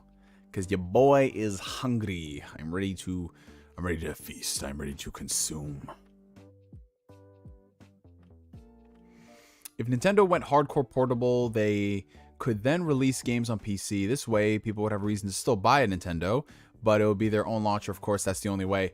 Yeah, honestly, that'd be the only approach, you know, because they can make it work in their own little ecosystem sense. But I don't think Nintendo would ever do that. Nintendo, they're very traditional. They're extremely traditional. So the only thing they'd ever allow, like, they do timed exclusive stuff with people like Daemon X Machina, Bravely Default, but then those games come to PC. So that's about the extent that they would go. But their own stuff on PC, I can't see them putting something like Mario on the PC, or games that require like Mario Party, for example. That's very much so a family focused game, and you can't really do PC split screen or PC multiplayer. Like, you can, but it's not as easy as hooking up a console. So they'd have to focus a lot on the online aspect of it, which if they focus more on the online aspect of it to make it just perfect, and then that'll be the online experience that they focus on for PC, cool. But they're not gonna do that. They just want to do their own shit, man. Let's see. $2 super chat from Flame. Actually, it's Yuri. She's a cut above the rest. Jesus Christ, Flame. Of course you would say that. Neo got a girl now. He cuts us short. Nah, it ain't even like that, Rhino. It ain't even like that. If you look back at some of my streams beforehand, we was trying to make them a little shorter. Just cause, you know, we got shit to do, man. We got shit to do. Oh, man. This guy. I would never switch up on y'all like that. Never, ever, ever. How did the DS, the system from 2004, have voice chat and the Switch doesn't? Because Nintendo, my friend. Because Nintendo. Me and Flame and everyone are into Yuri. Wait a minute. I see you, NKDN. Play on words. Nintendo failed with Apple. So hyped about the games, and you can't do anything but go right. $5 super chat from Trapped in My Psych. So I met one friend in 2015 through Smash 44, and we exchanged kicks through the name tags. I'm like, yo, we're friends to this day. I even saw him in real life too. But look at all the work you got to go through to do that shit. I mean, that's awesome, bro. Like, y'all became friends, and it's almost been 10 years. That is great, dude. But my God, damn, he said kick. He said, you want to text? Add me on Kick. Oh, Jesus, that's wild, dude. Oh my God. You playing Elden Ring or Horizon first? I'm gonna be playing Horizon first. I'm not gonna get Elden Ring for probably a couple of months. There's just too much stuff I have right now to dedicate time to play both Horizon and Elden Ring. So by the time I finish Horizon, Elden Ring will probably be like 45, $40, and then I'll dive in. I haven't been in Ask Neo for ages. Oh, look at that, Ghost Rider. Ages is now in the past. $5 coming in from Robert Slade. Looking forward to Soul Hackers 2. I hope you're doing well. I'm doing swell, my brother, and I hope you're doing good too.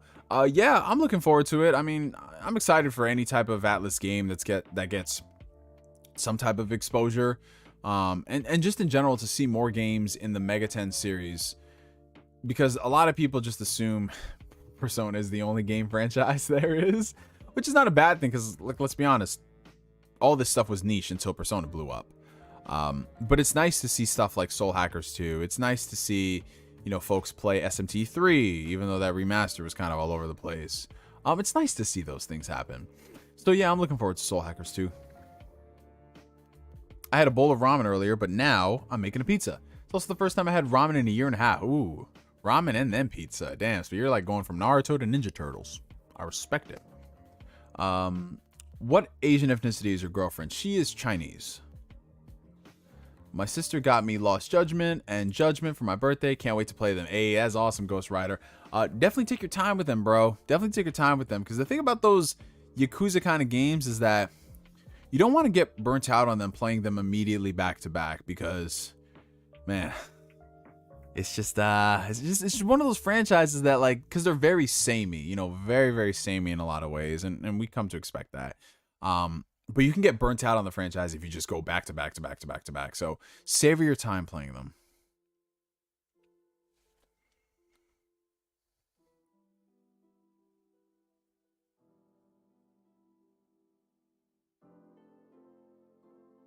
I can't believe I'm 30 in May. Rest in peace, 20s. Hey, man, listen. That's just a part of life, bro. 30s are not the end of your life. 30s are just the beginning of a new decade. That's it. So you just keep on the growth, keep on the development, my friend. And I'm going to be joining you there next year when I turn 30. No problems with that whatsoever. What Power Ranger were you growing up? Red, blue, or pink? I was a red Power Ranger kid. Big red Power Ranger kid. Are you going to try out Warhammer 3? I'm going to be honest. I don't think I will. I mean, it looks interesting. And I'm always tempted to play games, especially if they're on Game Pass. But just knowing what I'm playing right now, probably not going to. Hit that like button. Yes, I appreciate that. If you guys are enjoying the stream, make sure you hit that like button. I'm turning 40. Feel hurt. Listen, you turning 40, bro, but you don't act it. You don't look it, my friend. You don't look it, man. And you know how what it was. Some of the people at our job, man, they be in their early 30s and they was struggling. They just look like they've been through some shit, bro. Evil Green Ranger, that man had me stressed. Yo, man, Power Rangers back in the day. That shit, that was the shit. Was supposed to leave work at 3, but got so many angry customers threatening to sue me. LOL, love my job. Oh God, retail and shit and all that. Anything with customers face to face and people threatening to sue you over shit that's not your fault. Like, where the audacity, bro? Like, where do people get off doing shit like that? It's just so weird. Like, I'm gonna sue you. Do you even know the process of what it takes to sue a person? That's what I always try to ask folks. Man, I got it worse when I worked at like Stop and Shop and Staples back in the day when I was a kid, like 16. Oh man, there was just all these people out there who just, bro, over like the smallest stuff, like a price discrepancy might be anywhere from like 20 cents to $1, and these people swear to God they were ready to fight you. And it's fucking insane because the Stop and Shop that I worked at was in a very affluent white neighborhood. And these people, they just going over there and they're like, well, the sign said it was 50 cents off and it's not. I'm like, okay, well, we'll honor the price, obviously. But they just ready to fight you, man. Like, they got the pitchforks ready. Oh, okay, in that case, Ghost Rider, you're going to be good. You should be on the Spawncast. Yeah, Spawnwave, he invited me. I think it was like a year or so back, but the schedules didn't line up because I was working Saturday evenings back then. But yeah, he invited me at one point.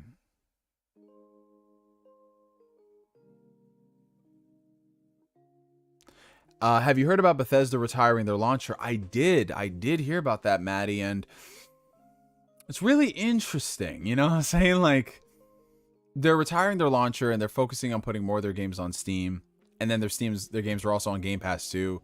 So that's really, it's funny how all these things work out. Like, a lot of these companies they're foregoing their own individual launchers, unless there's something like Blizzard, you know, and they're just going back to business as usual, because that's kind of what it is for a lot of people. They want their games to work. They don't have to. They don't want to go out there and have to download so much more unnecessary stuff on top of it. And I notice with a lot of those launchers, not all of them, but some of them just like, why are you here? You know, like why do I have to boot this up? I just want to play the game.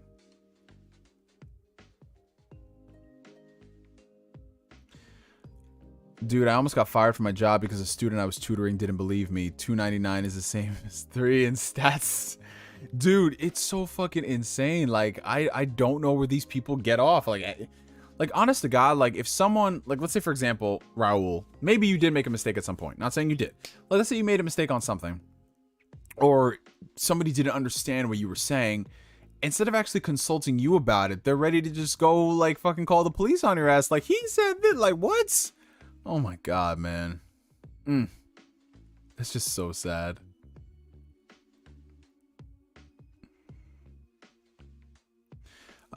Trapped in My Psych says, I'm turning 30 next year. My health has been on the decline. My asthma came back into the mix with my hypertension and heart murmur and my heart disease I still feel like shit. I'm on 4 different medications. My brother, I'm so sorry you're going through that shit. Truly, man. And honestly, I mean, whatever help you can get in whatever form that manifests itself in. Like, I truly wish you nothing but the best, bro.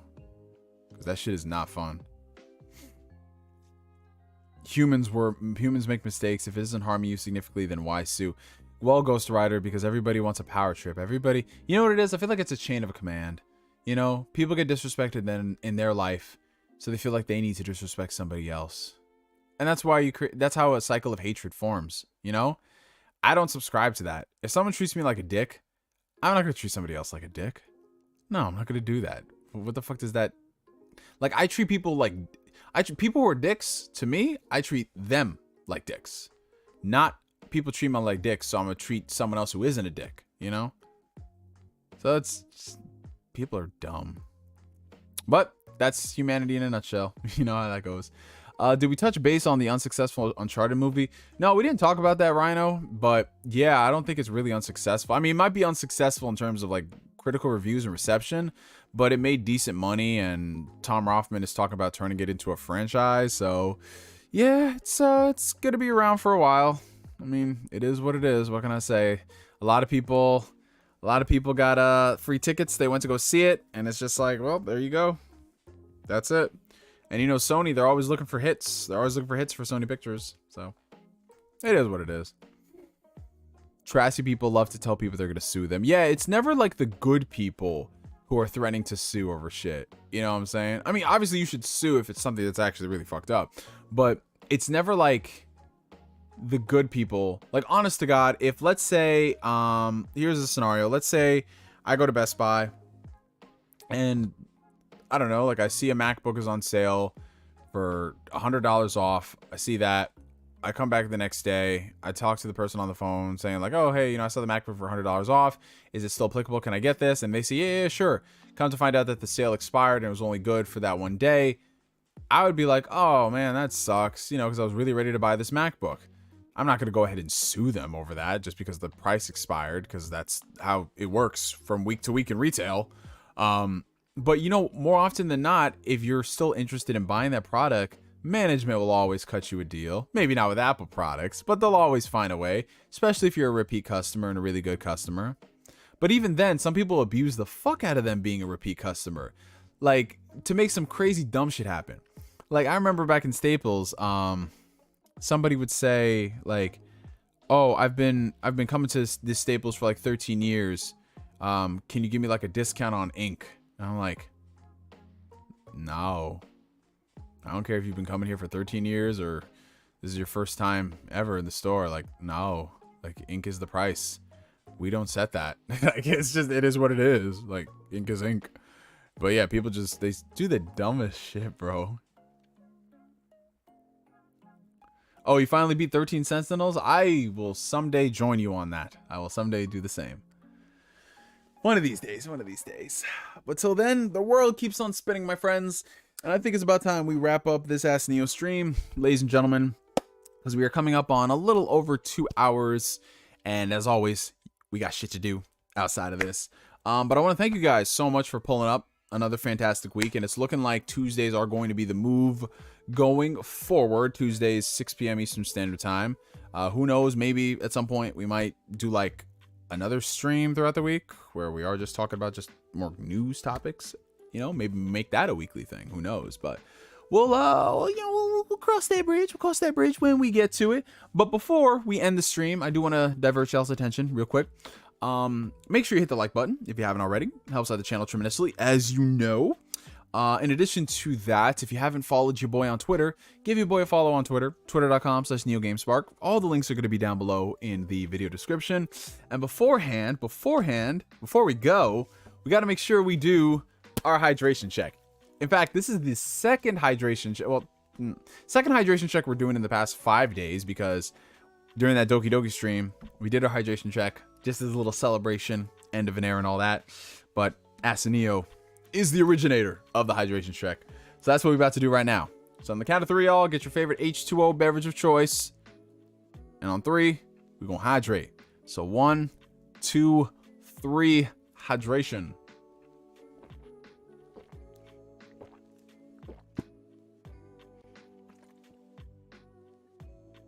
I feel just like infinitely better Now that I have consumed H2O, the world is a much better place. And as DIMWITMONKEY says, if you don't hit that like button, you a pussy. Oh, his words, not mine. But hey, listen, the mods are the enforcers. I'm just the talent. I'm just here to look good. They're the ones who are going to take you guys out in the back alley and do unspeakable things to y'all. But yeah, thank you guys for coming through to the stream. Thank you guys, as always, for all the support. Thank you so much to all the super chatters. Thank you so much to all the mods for your incredible work that y'all do. In addition to all our supporters on Patreon, in addition to YouTube members and all that stuff. And for me, for now, my name is NGS signing out. And like always, I will catch you guys later. Peace out, y'all. Have a good one.